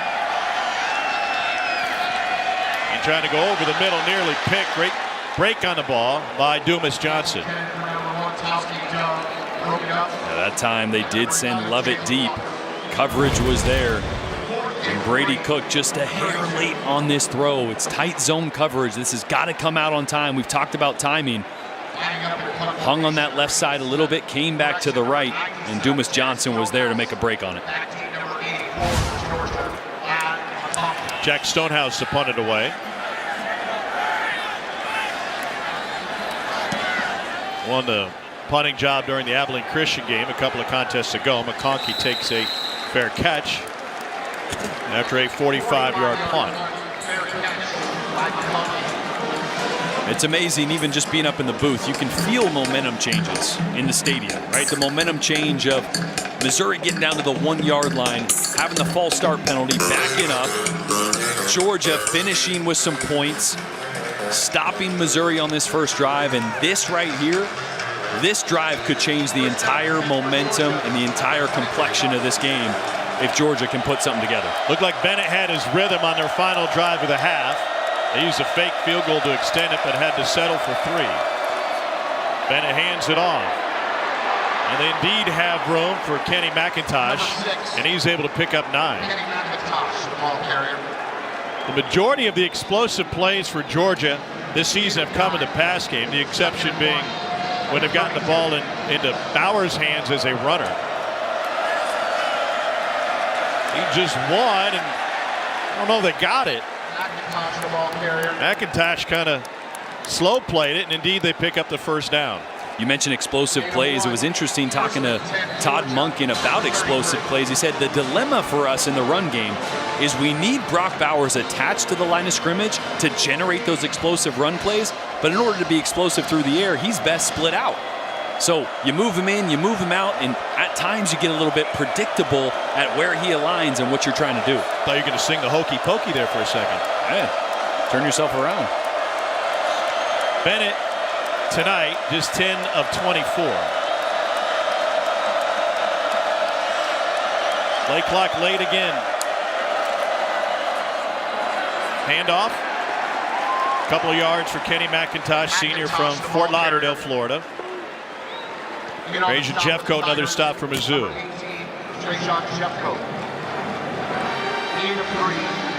Georgia checks Darnell Washington into the game, and Bowers goes to the sideline. We have a couple Tech supporters in the press box. Did they pay you to slip that in? They got real excited for a second. No, we're not talking about a coaching search. We're talking about Georgia. Darnell Washington in the game at tight end with Bowers on the sideline. Play action. Bennett stands tall but leaves it high, trying to find McConkey.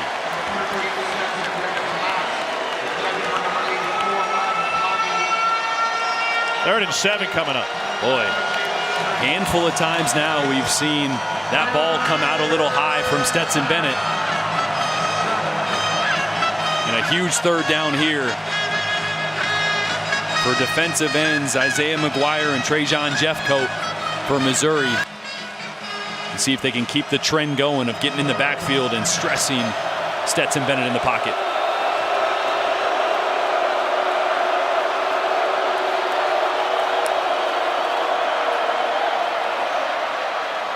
Complete to the edge, and that's good for the first down. McConkey comes up big again. 14-yard pickup. The former 3-star recruit. That's a big-time throw here by Stetson Bennett. They're going to have Ladd McConkey in tight, which creates a ton of space on the outside. I love those condensed sets for that reason. Stetson was in rhythm here, got on top of the ball and ripped it. On top of the ball means that release point in his hand are coming from the side of the ball as opposed to being under it like a U shape. Occasionally when he misses high, he's underneath the football. Able to come to the near side, and another catch for Dylan Bell tonight. That one taken for 8 yards. Where is this Georgia offense at its best from a rhythm standpoint? I think it's when they use tempo a little bit, right? Anytime you have pieces like Darnell Washington and Brock Bowers, and you can get the defense in a specific personnel grouping, whether that's with an extra linebacker or a nickel back on the field that you like your matchup, keep them on the field by going tempo and don't allow them to substitute.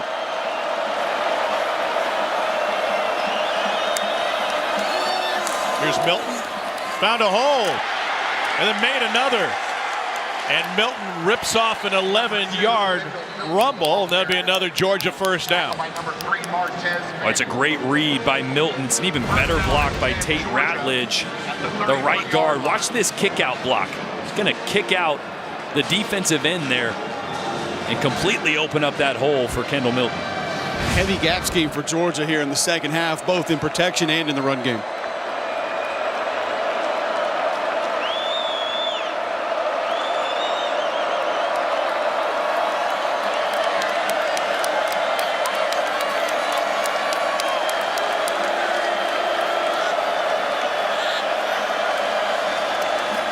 Looking for Bowers. Bowers trying to win a one-on-one, and he gets taken down after a gain of only 2. Joseph Charleston, who's a Georgia product out of Milton by way of Clemson. Defensive coordinator Blake Baker really confusing some of the protection checks for Georgia. You saw that time Bennett up at the line of scrimmage pointing out who's the mic, who to slide to, and that time they slid the wrong direction, left a hole backside, running back on a linebacker, and that was the pressure that Stetson felt. And now McIntosh on the swing. And he's got another Georgia first down. Pick up a 10.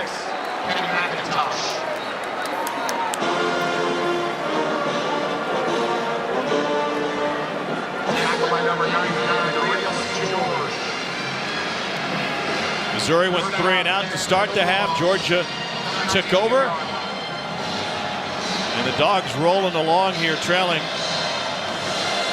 Trying to seize momentum, down 10.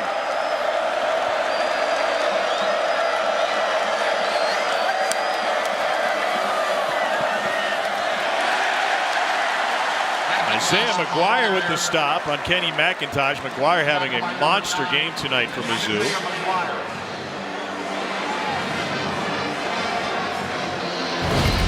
That's his combination of length and speed. Tracking that play down from behind. A lot of times you'll leave a backside defensive end unblocked on some of those gap scheme or zone plays away, figuring he won't make the play from behind, but McGuire all over it. Quickly to the wide receiver McConkey, and he takes it for a first down.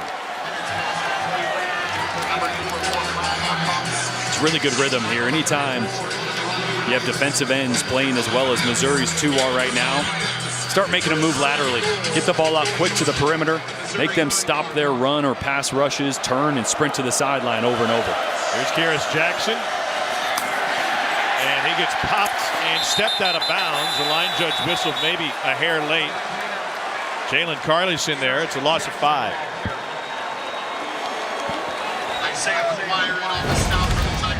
Oh, Jalen Carley's.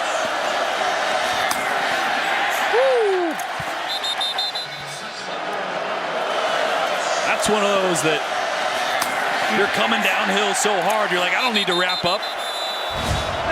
Got a little help to finish it off, but great aggressiveness by Carley's on the outside.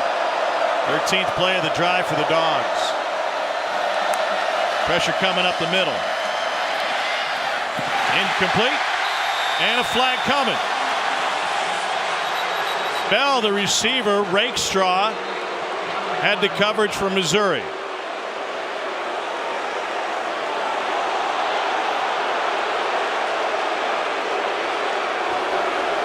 Pass interference on the defense, number 2. Ball be placed at the spot of the foul. Look in the secondary. Hold on in man coverage when they bring pressure. Yeah, remember the holding call earlier on Ladd McConkey on the return route? Same thing here. You got a wheel route on the outside, a return route on the inside. And just it's the offhand, it's the right hand. Great job by Rakestraw getting his left hand across, but what you didn't really see there is the right hand grabbing some fabric around the waist there. And that's the flag. Easy for the refs to see that from behind. McIntosh blasted at the line of scrimmage. Carley's came in to fill the hole.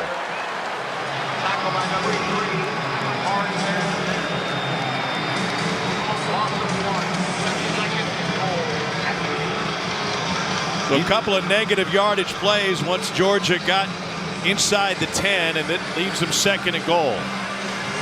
Jaden Jernigan's going to have to pay rent in the Georgia backfield. Guy's had penetration all night long. Big number 0, 6 feet 279, Oklahoma State transfer. Play action. And it lets it go, and that is high and incomplete. Looked like Kearis Jackson was open originally. The coverage caught up to him. Yeah, they do a little sugar huddle, try to be quick to the line of scrimmage to disguise the formation, add motion to it. Expecting that ball to come out a little earlier, and man, this crowd is getting into it on third downs.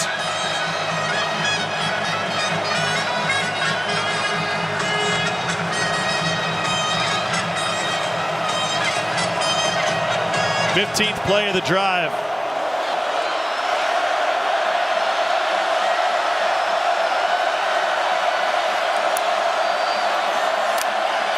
Bennett pressured. Can't escape, and he goes down. A sack for Darius Robinson.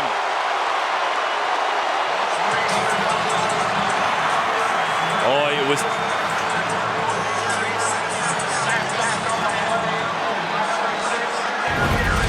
Backside linebacker here, Tyron Hopper, is going to come through on a little stunt. You see the interior defensive lineman crossing the center's face to try to pull him and another offensive lineman away. Cedric Van Pran not able to come off quick enough. 29-yard attempt now for Podlesny. Hit a 33-yarder to close the half. Bad snap, good hold. And a great recovery by Stetson Bennett as a holder. Missouri with 2 sacks of Stetson Bennett tonight, 7 tackles behind the line, and that caps a 16-play, 66-yard, 7-minute, 47-second drive for Georgia.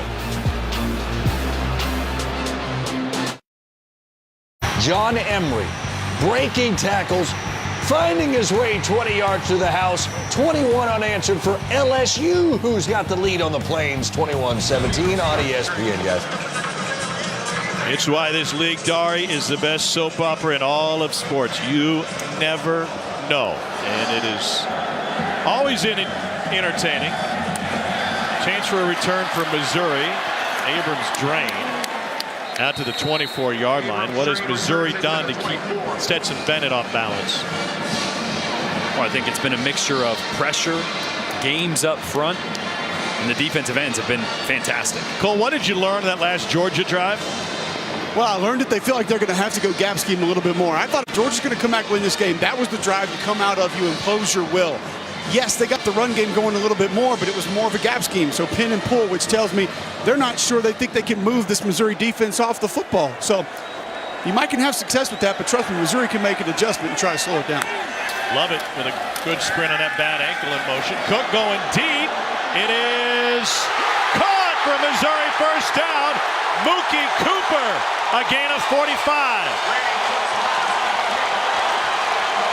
And Tigers going tempo. It is a absolute ruckus out there right now. Cook trying to get everybody in the right spot.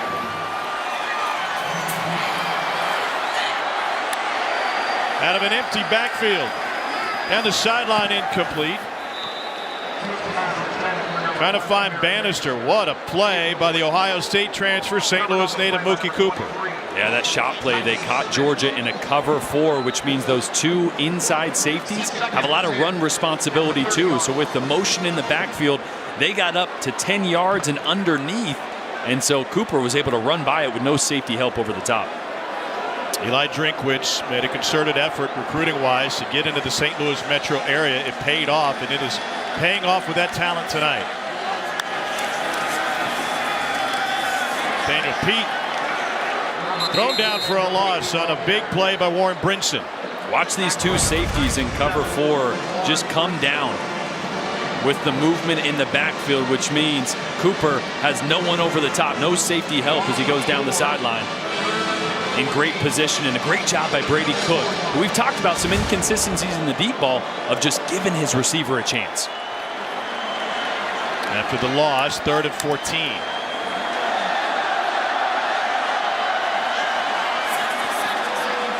Cook will check. Georgia answers.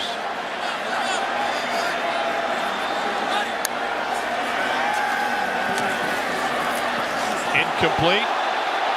No flag.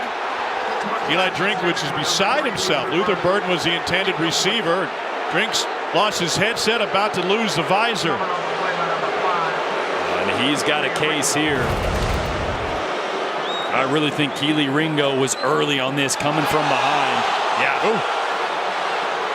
Early contact. Meanwhile, Missouri having to settle for a long field goal here. 52-yard attempt from Harrison Mevis. Match is season long.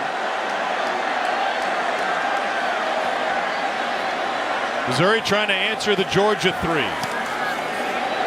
And Mevis boots it through. After a heartbreaking miss on a chip shot against Auburn at the end of regulation, Harrison Mevis is 4 for 4 tonight with 3 kicks longer than 40.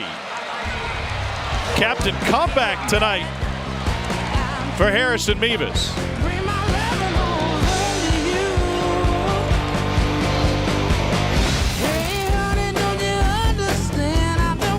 Describe the feeling. You know, I tried not to put, the Bulldog Nation on my shoulders because I can't carry that weight. But when Keely caught that pick, and I didn't even see him score a touchdown. I just saw him catch the pick, and I was like, it just lifted off my shoulders. I just started crying. The emotion just came over me. That was when it all hit me. The wave of emotion, I can't describe it. I wasn't expecting it. It caught me off guard. That was when I said it. And what a roller coaster this game of college football can be. Bringing Georgia a national championship last year for a guy who, from a pure NFL standpoint, people wanted to drag down and denigrate, but he won the job over JT Daniels, and he delivered something that the Bulldog faithful had been clamoring for. Yeah, and he mentioned the weight on his shoulders, and he didn't feel he could carry the weight of all Bulldog Nation. Well, now he feels he can. He feels he can carry that weight after the confidence that this team garnered from the championship run last year, and he individually. And that carries its way into the offense. He wants more control over protection, adjustments from Todd Monken, and now it's his time to prove.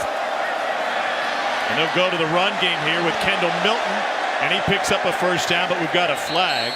Cole, you talked to Stetson this week, and it seems like he thinks that coming into this game, the offense was running on all cylinders. Yeah, I asked him about the offense, the evolution of it, and I thought he was in a little bit more command of it this season. Personal foul, low block on the defense, number 3.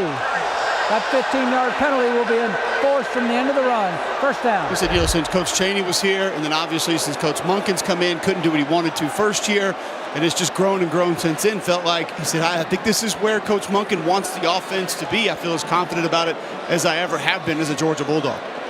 Well, when we talked to Todd Monken, he said, well, not so fast. There's a lot of evolution still to come within this offense. And anytime you think you've arrived, you're going to go backwards. You have to keep growing as an offense. A personal foul penalty on Columbia's Martez Manuel, and it takes Georgia past midfield.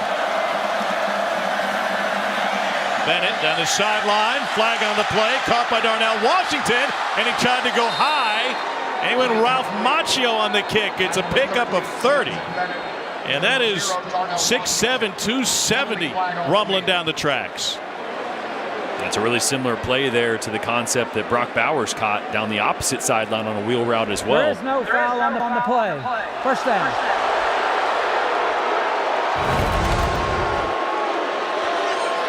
So Bowers selling flat and working on the wheel route. And that's a big SEC linebacker in Tyron Hopper that he makes look like a DB. And also, that man's 285 pounds, and he's trying to hurdle people. Injured player on the field for Missouri. And we will step away for this timeout. Dogs driving down by 10. In studio, let's look at the road to the championship, brought to you by Mercedes-Benz. Jahmyr Gibbs of Alabama took the road from Atlanta, Georgia Tech to Tuscaloosa and exploded. Touchdowns in the fourth quarter of 72 and 76 yards rushing to help Alabama, even without Bryce Young in the second half, to a win in Fayetteville, guys. All right, thanks. Bryce Young will be the story. Story tonight, Georgia struggling in the red zone. A lot of movement. That should be on Georgia. Cedric Van Pran. False start. Offense, number 63. 5-yard penalty. First down. Meanwhile, it was Chris Abrams-Drain who was helped off the field after he took the kick on the failed hurdle from Darnell Washington on the previous play. And this was twofold injury. He took a shin to the head and then got stepped on by his own teammate on the ankle. That didn't look fun. No. It's a heavy leg that just drilled you in the face. Pressure. Bennett got rid of it. A little bit late behind. And he had folks in his face. Trajan Jeffcoat out of Irmo High School in Columbia, South Carolina. Well, Stetson's got to know he's hot here. He's got no one to block there, so you got to get rid of the fake. You don't have time to do the fake. You got to just catch it and get it to your sight adjust, your hot route, which is Darnell Washington there at the top of the screen right away. The fake slows you down there, not able to get the ball off accurately or timely.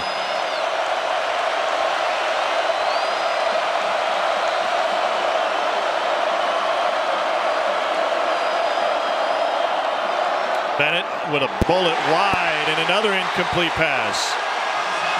Trying to find Dylan Bell. 3rd and 15. Blake Baker doing a great job of mixing things up. We've talked about pressure, cover 0. That time drop 8. There's no pass window on that slant route for Stetson Bennett. And a monster 3rd down here, if not for any other reason than confidence. A field goal still gets you within 1 score, but they have not gotten touchdowns in the red zone so far tonight. That's been a story. Just 3 of 10 on third down. To the screen. Blaylock. It's taken down at the 11-yard line. It's a gain of 9. Charleston with the stop.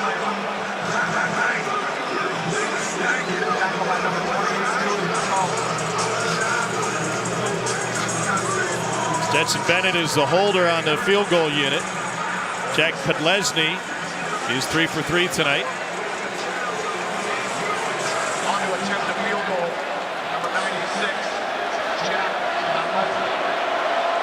Semi-finalist for the Campbell Trophy, the academic Heisman. Our buddy Matt Stinchcomb won that back in '99. 28-yard attempt. And it is true. 29-yard field goal. Kickers have earned their scallies in their NIL money tonight, huh? No doubt.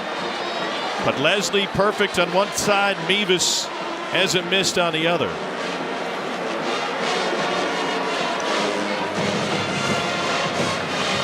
Go back to 2019 against LSU, the last time Georgia was held without a touchdown heading into the fourth quarter.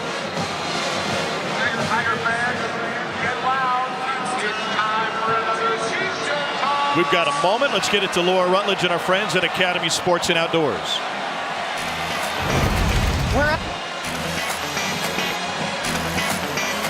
Wherever fun happens.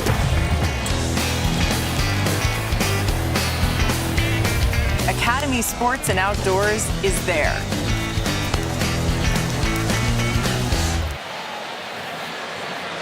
Number 1 on the ropes in the second half in Columbia, Missouri against a Mizzou team whose only 2 wins have come against Louisiana Tech and Abilene Christian. Got blown out on the road in the Little Apple against Kansas State and lost in overtime in a mistake-filled second half against Auburn. That Auburn game, if you like kickers, was the one for you. It featured 11 consecutive punts at one point. Brady Cook, a St. Louis kid out of Chaminade, grew up coming to Missouri games. His mom, a Missouri graduate after being a collegiate soccer player at Truman State.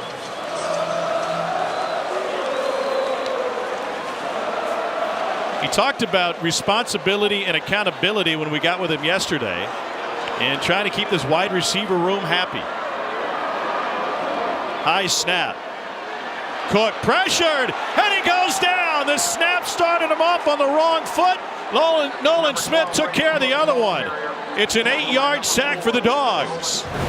Yeah, Nolan Smith coming off the edge here. The high snap just throws the timing off everything. Smith is sitting right there in front of Brady Cook. Nowhere to go with the ball, especially with number 4 breathing all down over you.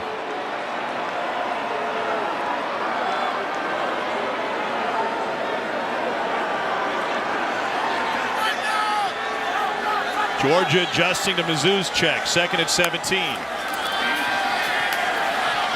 Wide of Bannister. And that will leave 3rd and long.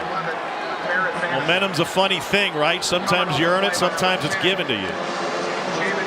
And that first play just kind of crushed any momentum. Thought it'd be a good drive to bring in an extra offensive lineman, get the run game going, try to get this game into the fourth quarter on the current drive. But now in a 3rd and really long, you got to be very, very careful if you're putting the ball in the air.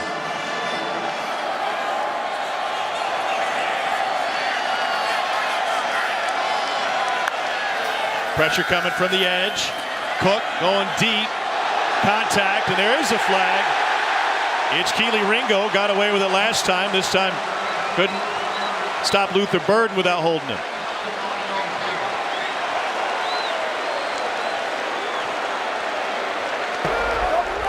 Pass interference on the defense, number 5. 15-yard penalty. First down.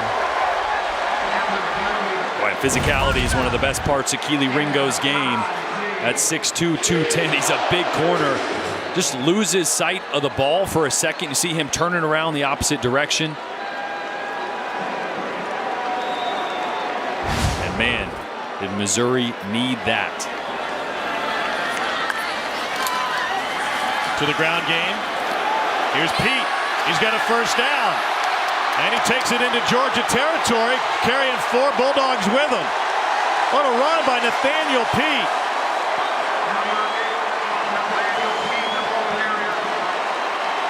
His mom and dad ran track at Wisconsin. His dad, now a bodybuilder, and looked like he took some weightlifting lessons from Pops.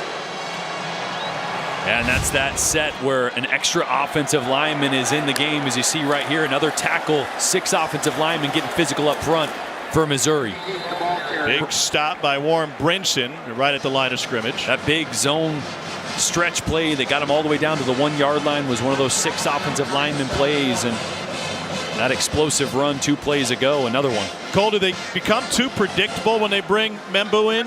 No, I don't think so. You just extend the surface and you add another gap. That's what Eli Drinkwitz told us. He said, we need that extra offensive lineman to create another gap. Getting fancy here. Cook throws it back. Here's Cooper looking for a block.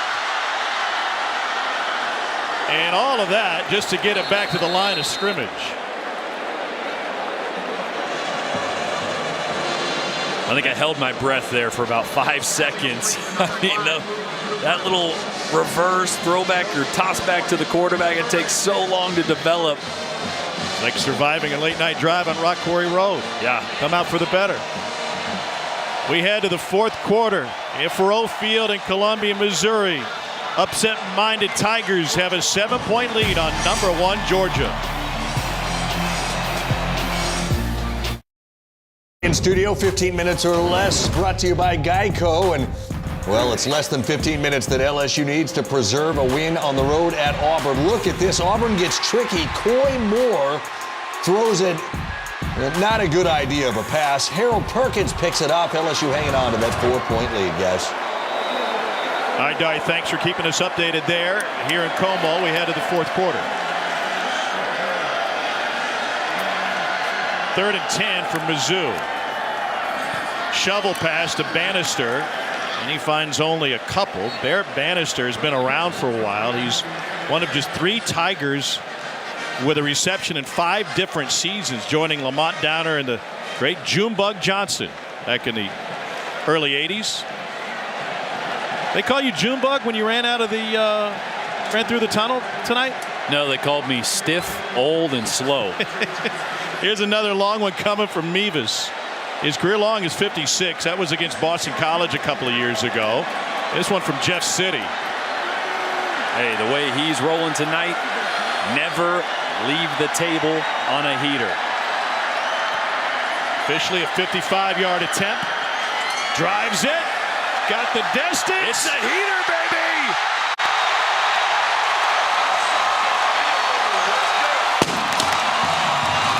A game of redemption for Harrison Mevis, who left the Missouri bench stunned with his chip shot miss against Auburn.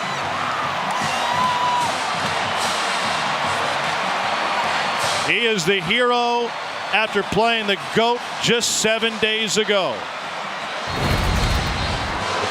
You said redemption. What a story.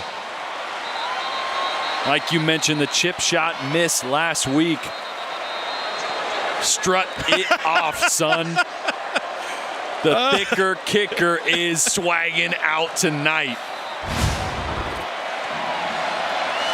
What a swing week to week. We asked Brady Cook, what'd you say to your guys who made mistakes late in that game? He said sometimes as a team leader, you just walk to the locker room and say, hey, man, you okay? You don't need to talk to them about their mistake. You don't need to talk to them about what went wrong. They know. They own it. It was Mevis with the missed kick and Pete with a fumble at the goal line. Now Stetson Bennett has his work cut out for him. Down 10, about a minute into the 4th quarter.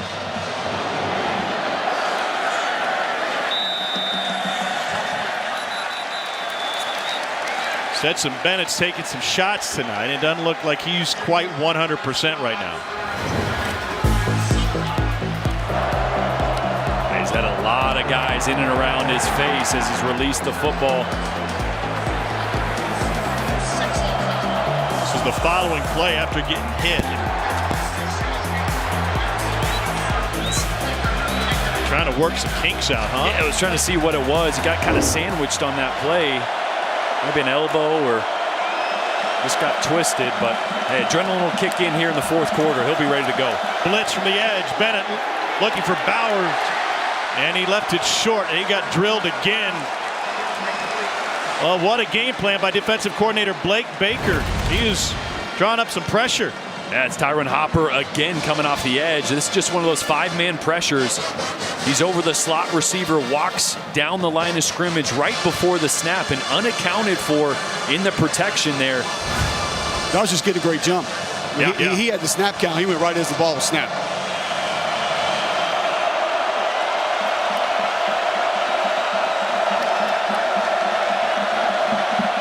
He might come again. There he is. Meanwhile, they run it right past him. Kenny McIntosh in the open field. Swerves his way into Mizzou territory on a 27-yard run. Well, it worked great the play before, but anytime you blitz off the edge here, we're going to see Hopper come into the screen, and the run cuts right back to where he's supposed to be. Same thing that happened to Georgia on that long run by Missouri. The blitzing linebacker who's responsible for that cutback lane is no longer there. That was on Schrader's 63-yard run to the 1. Sometimes you just get lucky, right? The right play at the right time versus certain defense. Bennett finds the mic.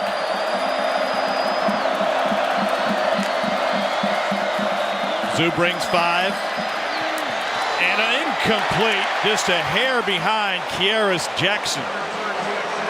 Cole, do you think Missouri's attempts to get in the passing lanes have impacted the 5'11" Stetson Bennett tonight? Yeah, I don't think there's any doubt. We asked Blake Baker about denting the pocket. He said, yeah, we want to try to push the pocket. We know that there may be a way to affect some of the throws. And then obviously you're going to have your overhang defenders sort of reappear in different passing lanes. Blake Baker's super creative defensive coordinator. Stacy Searles, the offensive line coach for Georgia, he told me, I was on staff with him at Texas.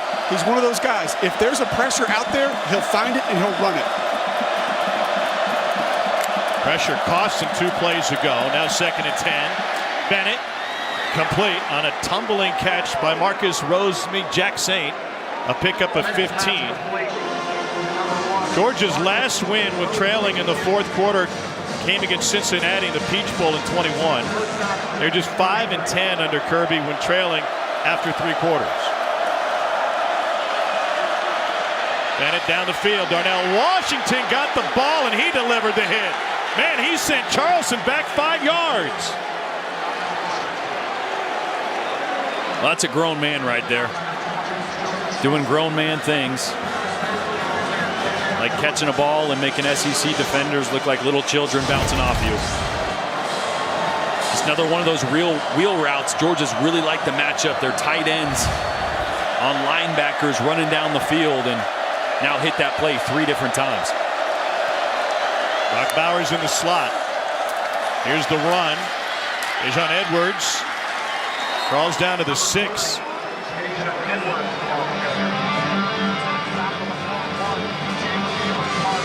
This right here, I think, is where if you're Todd Monken in Georgia, you just got to trust it. Get the ball going downhill. Lean on your offensive line. I know it hasn't been pretty and it hasn't been perfect. Some gap schemes have been really good, especially in the first half. I trust your run game to punch this one in here. They can still pick up a first down. 2nd and 4. Edwards is in the backfield. It's a pass set, though. We'll do that, looking for a screen. McConkey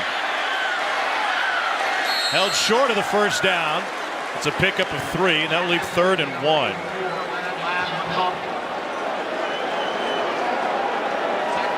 And what kind of play call do you like here? 3rd and 1 inside the 5. Again, I like being physical. Said it before. You got 2 tight ends in the game. Brock Bowers, Darnell Washington, who might as well be an offensive lineman. They're going to be at the top here. I like running in that direction. They've got Kendall Milton in the game now.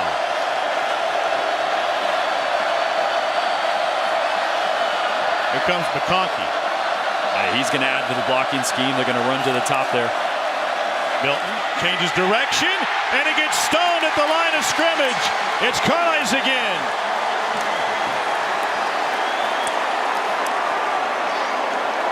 And now 4th and a shorter 2.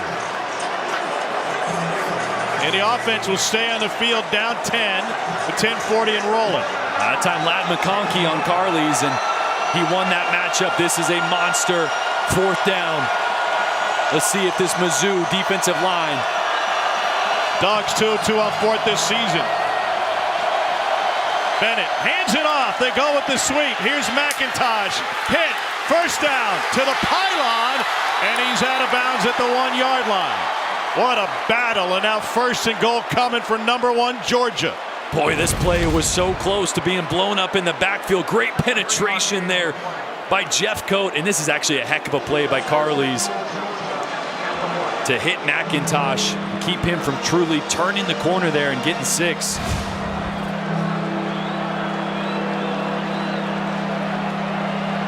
But again, when Georgia has needed to be physical and go downhill, they haven't been able to. Let's see here at the 1-yard line if they can.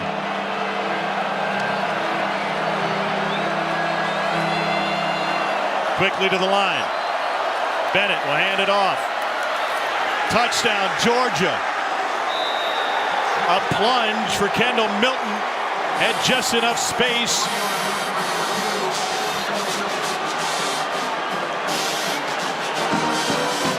The Dogs an extra point away from a 3-point game. Yeah, and this time really good pad level. Get all those helmets going down. Staying low. Let's keep an eye on. Yeah. All those bodies there. Get Big Bear Alexander in the eye, paving the way for Milton.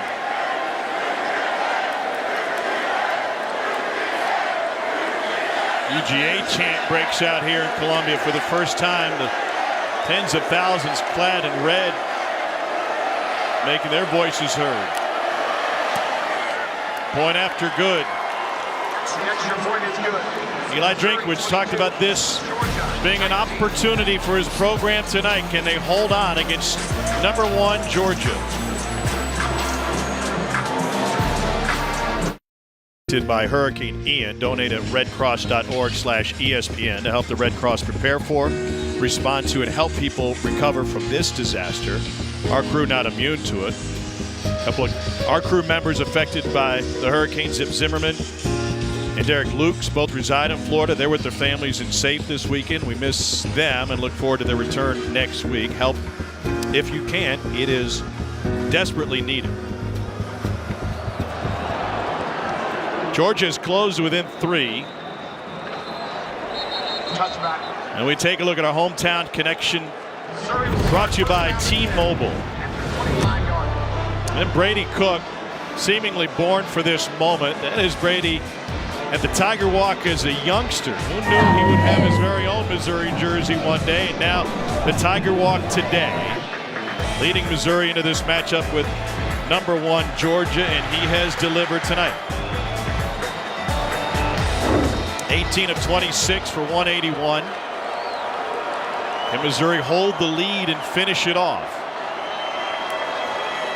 Another high snap. Cook dumps it off to Bannister. Sheds the first guy. And he carries it just at the marker. We'll see where the spot is. Cole, have you noticed the high snaps from Connor Tollison, and how does that occur? First down, Mizzou. Well, sometimes you're just a little bit amped up. Sometimes it can be just getting a little over anxious, but also when you have to move laterally and get deep, that snap tends to get a little bit high. Tigers will run it, and a huge hole for Schrader again. This guy was overlooked by everybody coming out of high school in St. Louis at Lutheran South. Had to go the D2 route. Now he's got 17 yards to carry. Just mentioned Tollison. Watch this movement here by the center and left guard. Blowing open a big hole there. And a great job on the backside by Mitchell Walters as well, sealing the linebacker. Two-time All-State running back, a 4.0 GPA, now living his dream in the SEC. Again, lowers his head, picks up 3. Jordan, you just mentioned it. Lateral quickness, something that Connor Tollison brings, especially when that stretch play is going to be run. You're going to have some very difficult reach blocks. And right there you saw a defender in the A-gap. Tollison able to get all the way across, helmet across the defender, get that reach block that allowed for the cutback. And at 280, that's not your prototypical SEC center. No, it's not. And Coach Drinkwitz told us, he said, hey, he runs around some blocks sometimes, but that'll come. The physicality will get there with experience. On play action, Cook wanting to go deep. And that one is batted around and falls incomplete. Malachi Starks got a hand on it. Pass intended for number 5. And Cook ended up taking a hit. Broken up by number Smile Munden. Yeah, this is a green dog. So it's a late blitz by the linebacker, Munden there. Pretty good throw. Double coverage, though. It was a great recovery by Starks.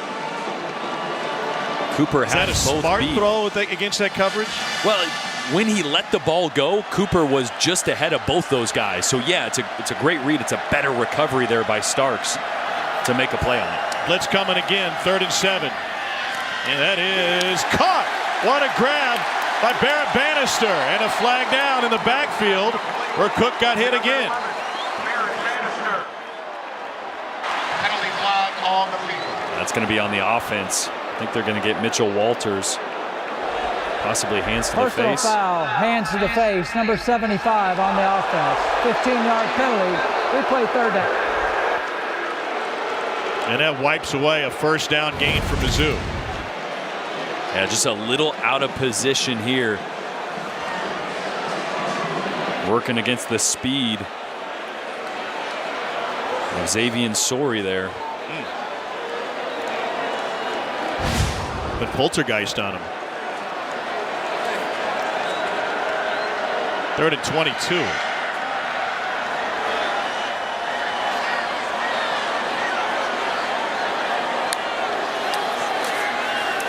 Cook finds Cooper.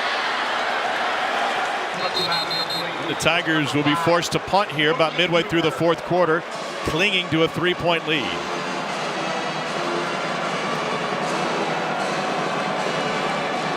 All Eli can do there is shake his head. You know, a lot of times we look at those penalties and say, well, that cost him a 1st down. Well, against that blitz, it was necessary just to buy the time for Cook to get rid of the ball. Yeah, I don't think they would have got much out of it. It's really the deep ball that you missed on. You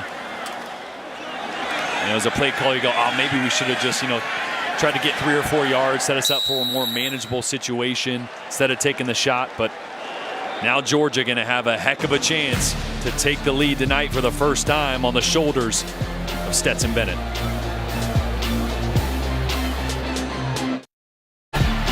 SEC Saturday Night is presented by T-Mobile, bringing 5G to hometowns across the SEC. Truman fired up. Missouri may be without a win against the #1 ranked team in the AP poll, but they've had some huge wins in their history. Knocked off 7th ranked Oklahoma in 1939 at Ohio State in 76 against the 5th ranked Buckeyes with Leo Lewis and Pete Woods being the heroes in that one. And against BCS #1 Oklahoma in 2010 with Blaine Gabbert at the controls. Saw those numbers for Stetson Bennett. Just 50% of his passes completed tonight. Came into the game completing 75%. Let's see if he can find a little bit of that magic that he's had all season up to here. Yeah, 7th best in the country coming in. Woo! Wow, what a lick. Laid down by Kenny McIntosh. Wow, listen to this.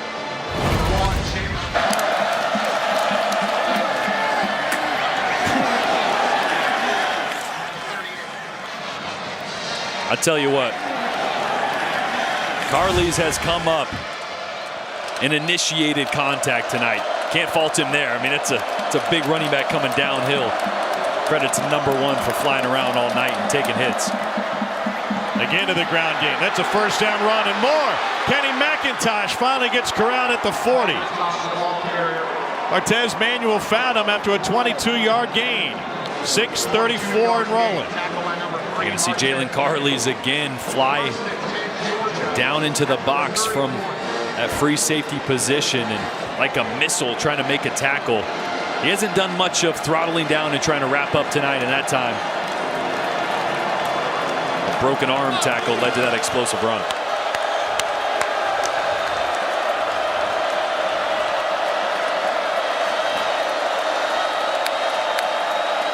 Tigers bring pressure. Bennett over the middle, complete for a first down.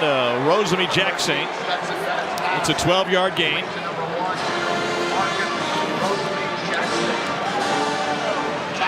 I love that play call right there. That's called a search route. So Rosemary Jackson actually has the ability to take the top off and it be a vertical stretch play and throw it deep if the safety is flat-footed. That time, safety over the top just ends up being a search stop route. So you can call a shot play without guaranteeing that it has to be a deep throw.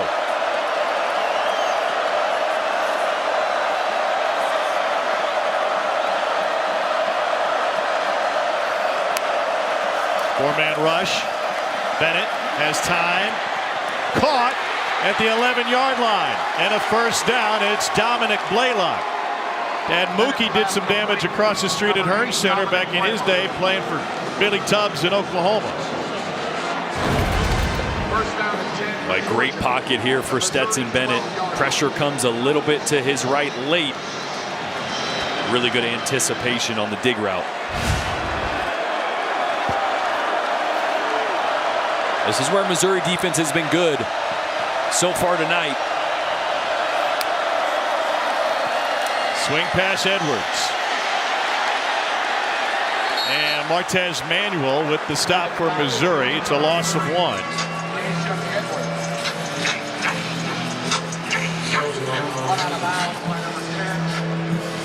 Martez Manuel knows about the opportunity in front of him tonight. He was a Missouri fan after moving here from Los Angeles, and he was able to fight off a great blocker in Brock Bowers. Yeah, maybe got away with a little bit of tug on the jersey, but this area of the field is usually where Brock Bowers is a huge threat and a mismatch matched up right now on a corner. And there he is, catch made, and he is down to the goal line, just short. And the Dogs will have first and goal after that 12-yard gain. And they are not wasting any time. Number 1 looking for its first lead of the night. Edwards. In, touchdown Georgia. And number 1 finally has the lead.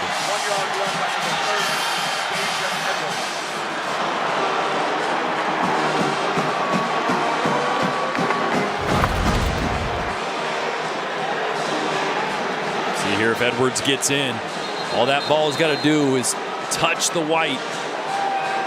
Yep, that's a touchdown.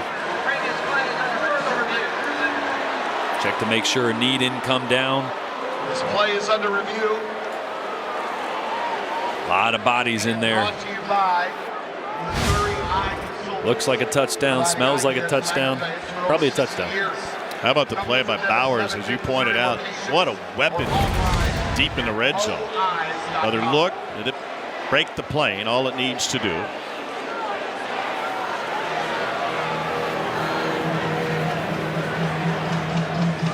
Ruled a touchdown on the field. You see head linesman running it. After review, the ruling on the field is confirmed. It's a touchdown. You mentioned Bowers down there. I mean, on that play, the corner's got to give him space. You can't press Bowers down there in the red zone. He's too physical. He's too fast. So you give him space. Then that allows you to throw a little slip screen and get Darnell Washington out there to lead block for you. It's just really unfair when you have 2 guys and 2 tight ends that are such a mismatch down, especially in the red zone. Podlesny is perfect on extra points this season.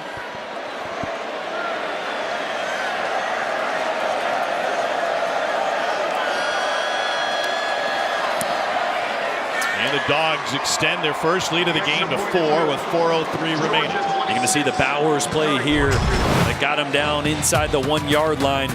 Cushion on the outside from a corner. Darnell Washington lead blocking for Bowers. That's just not fair.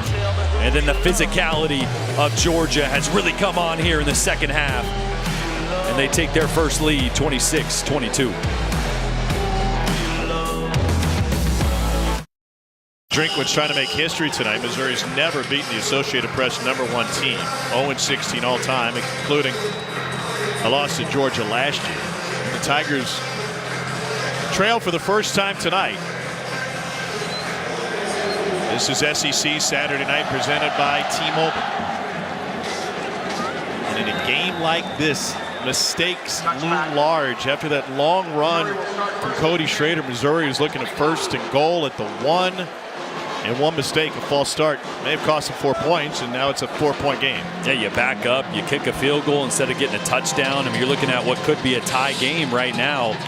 After such a momentum play, a huge explosive run, you try to go fast to get inside or to get Georgia, catch them off guard, and just a little flinch on the right side ends up being a huge part of this game right now. Tyler Stevens, a tight end in the game for Mizzou. Brady Cook looks deep down the sideline. And too strong, aiming for Luther Burden III. Boy, with how much success Missouri has had running the football, the stretch play's been big. Would have liked to see that on 1st down. You know, last drive, you see Eli there looking at his play sheet. You get inside 4 minutes, you start getting to that section of the play call sheet that has got to have it. That are normally reserved for the end of game. Those are the plays that you feel most comfortable with in certain down and distances. And now to throw on 2nd down, and that one's incomplete. And Missouri looking at a 3rd and 10. Cook's pass intended for #1, Towski Dunn, incomplete. 3rd and 10, 25. Tell you what, Brady Cook, although he's young in his development, led a big drive last week against Auburn to give them a chance to win that football game. Obviously, we know what happened. He's got it in him, though. Tough test here on 3rd and long. Got Cooper and Burden on the near side. Looking that way. Adjusts over the middle and complete. Trying to find Bannister, covered by Tyke Smith, who's taken over the star position for Javon Bullard, who did not make the trip for Georgia. Full field progression here. Brady Cook was working the left side, coming back to his 3rd read, which was Bannister over the middle of the field in really tight coverage by Tyke Smith.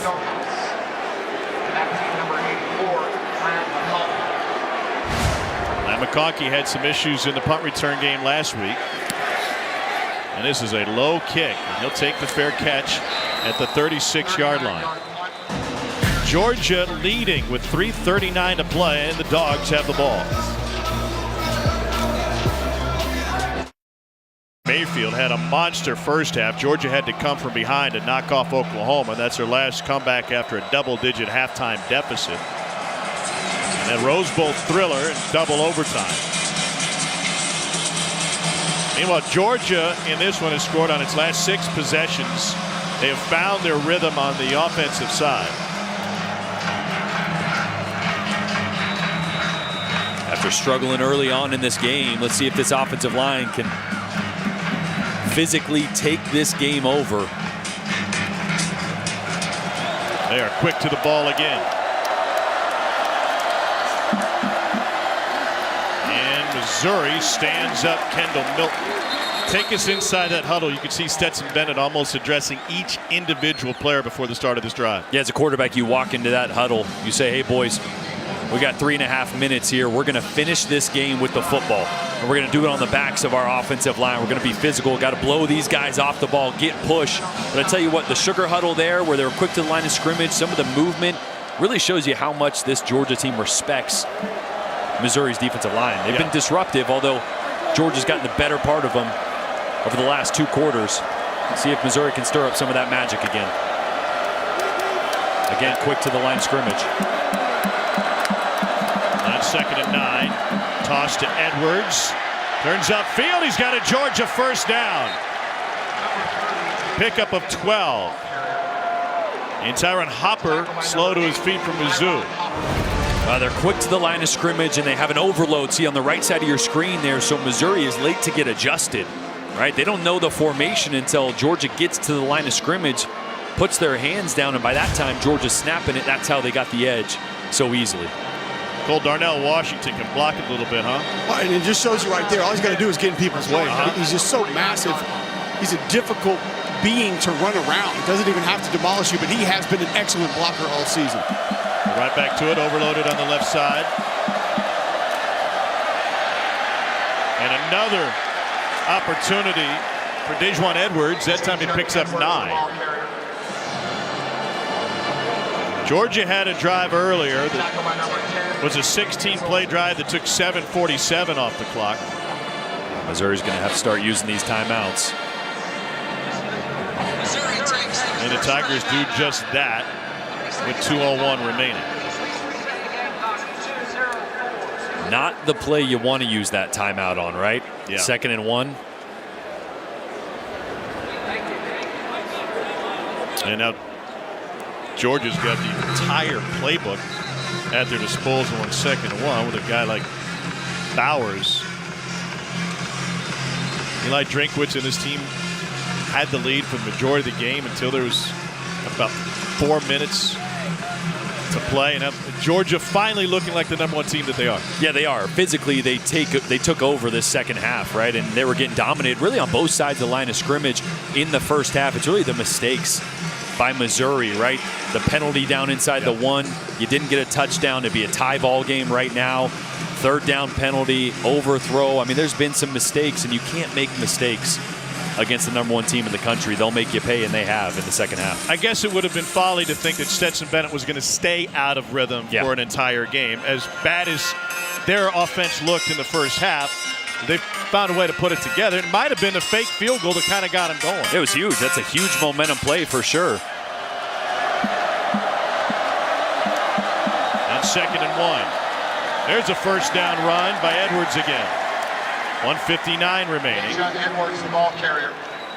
Clock will stop again. Eli Drinkwitz uses his 2nd timeout. Some pushing and shoving afterwards. And Broderick Jones is saying, bring all the smoke.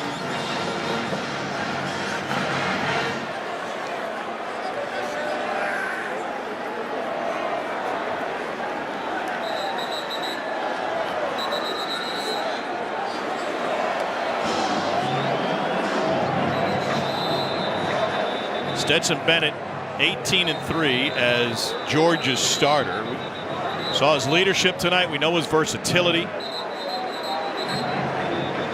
He's more than just a willing runner. He's a really good runner. We're talking with Todd Munkins, and his athleticism is why he got the job over JT Daniels last year. And his family, well, they're versatile as well. His great-grandfather started as a moonshiner, ended as a Baptist preacher. That's about as big a turn as you can make. Wow. I don't even know how that happens. Maybe Johnny Law catches you, you change your mind. Yeah. Turned his life around. And Stetson Bennett turned his game around.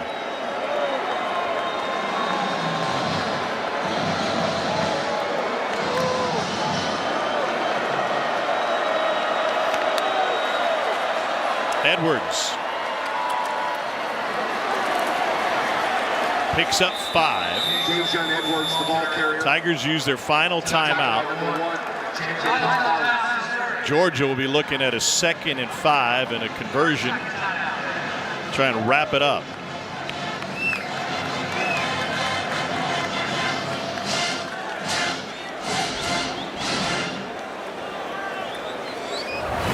Stetson Bennett was stuck in mud in the first half, got it going in the second.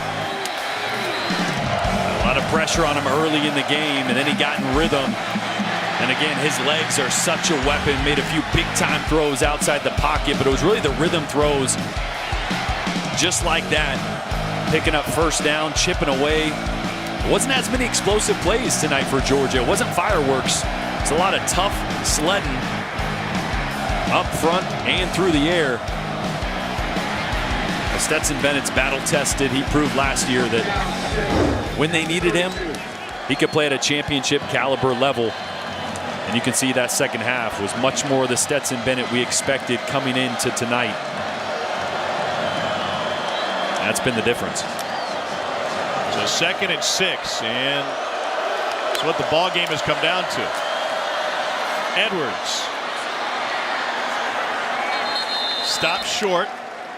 3rd and 2 coming up. Joseph Charleston with the stop for Missouri. The clock is going to roll and get down to about a minute. Yeah, still a chance, Missouri. Obviously, Georgia being field goal range here. They stop them.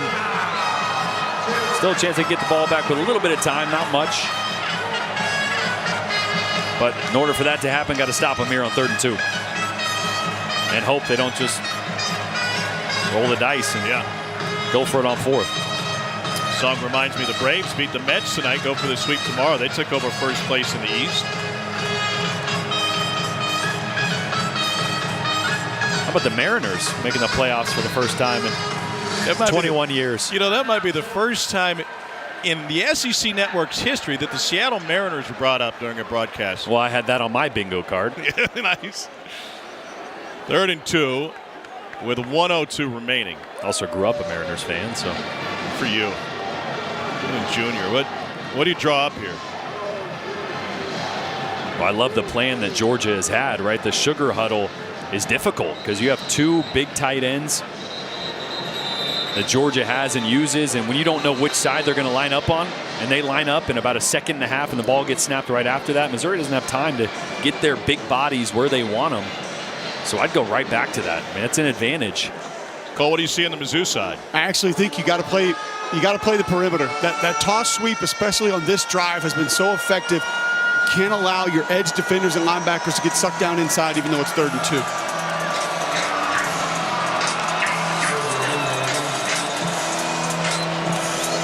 Could be the ball game here. Stacey Searles' offensive line has paved the way on this drive. All 6 plays have been on the ground. Here's that rush to the ball again. Movement by Missouri. They hand up on the sweep. This is Edwards, and he's got the first down. And Georgia's going to escape mid-Missouri with a win. Victory indeed for Kirby Smart. And they'll be able to run out the clock.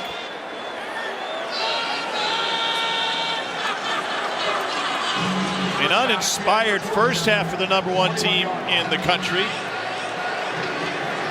Kirby Smart's team took over in the second.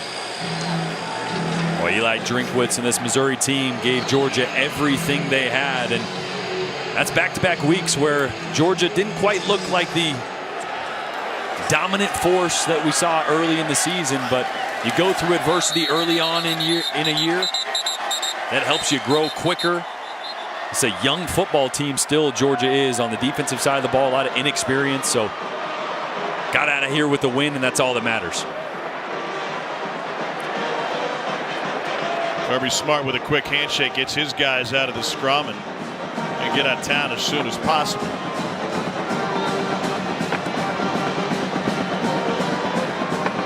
Georgia now 15-1 all time as the #1 team against an unranked opponent.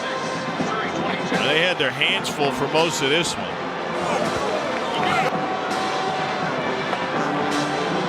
26-22 is the final. Kirby said we learned a lot about our team last week against Kent State. Kind of an uninspired performance. They're on their heels for most of this one, but outscored Missouri 20-6 down the stretch. Kirby's with Cole. Coach, a lot of emotions after this game, but when you have to fight that hard to get a win on the road, it's expected. Well, I didn't hear you. Was it expected? I said a lot of emotions after this game, but when you have to fight the way that your team did to get a win on the road, it's expected. Oh, absolutely. There's a lot of emotions. It's hard in the SEC, guys. Been in this league a long time. There's nothing easy about the SEC. And when you go on the road in the SEC, you better be prepared. Felt like there was an adjustment offensively to go more gap scheme run in the second half. Why was that so effective? Well, it helped with the penetration they were getting. You know, sometimes penetration can hurt you. We run some of the zone plays. Did a good job. We weren't very efficient all day. Defense played their hearts out. We got a lot of things to figure out on offense. We got to get better at running the ball. Got to be more explosive. We got to get some wideouts back. We discussed composure at halftime. How much of that did you see from your quarterback Stetson Bennett in the second half to be able to help lead you to a win? Well, he didn't play his best game. He'll be the first to tell you that. But, you know, give Missouri some credit. These kids came out here and fought today. And when you play on the road in the SEC, I say it all the time, it's one of the tough places to play. Thank you, Coach. Thank you. Go Dogs. You know, back in '98, after a Gabe Gross pick, Gabe Gross tackled Kirby Smart on his interception return. Good tackle of Cole. Grab Kirby again. Physical. Dogs come on the road. get a win after having their backs against the wall. That's the story here. Back to the studio.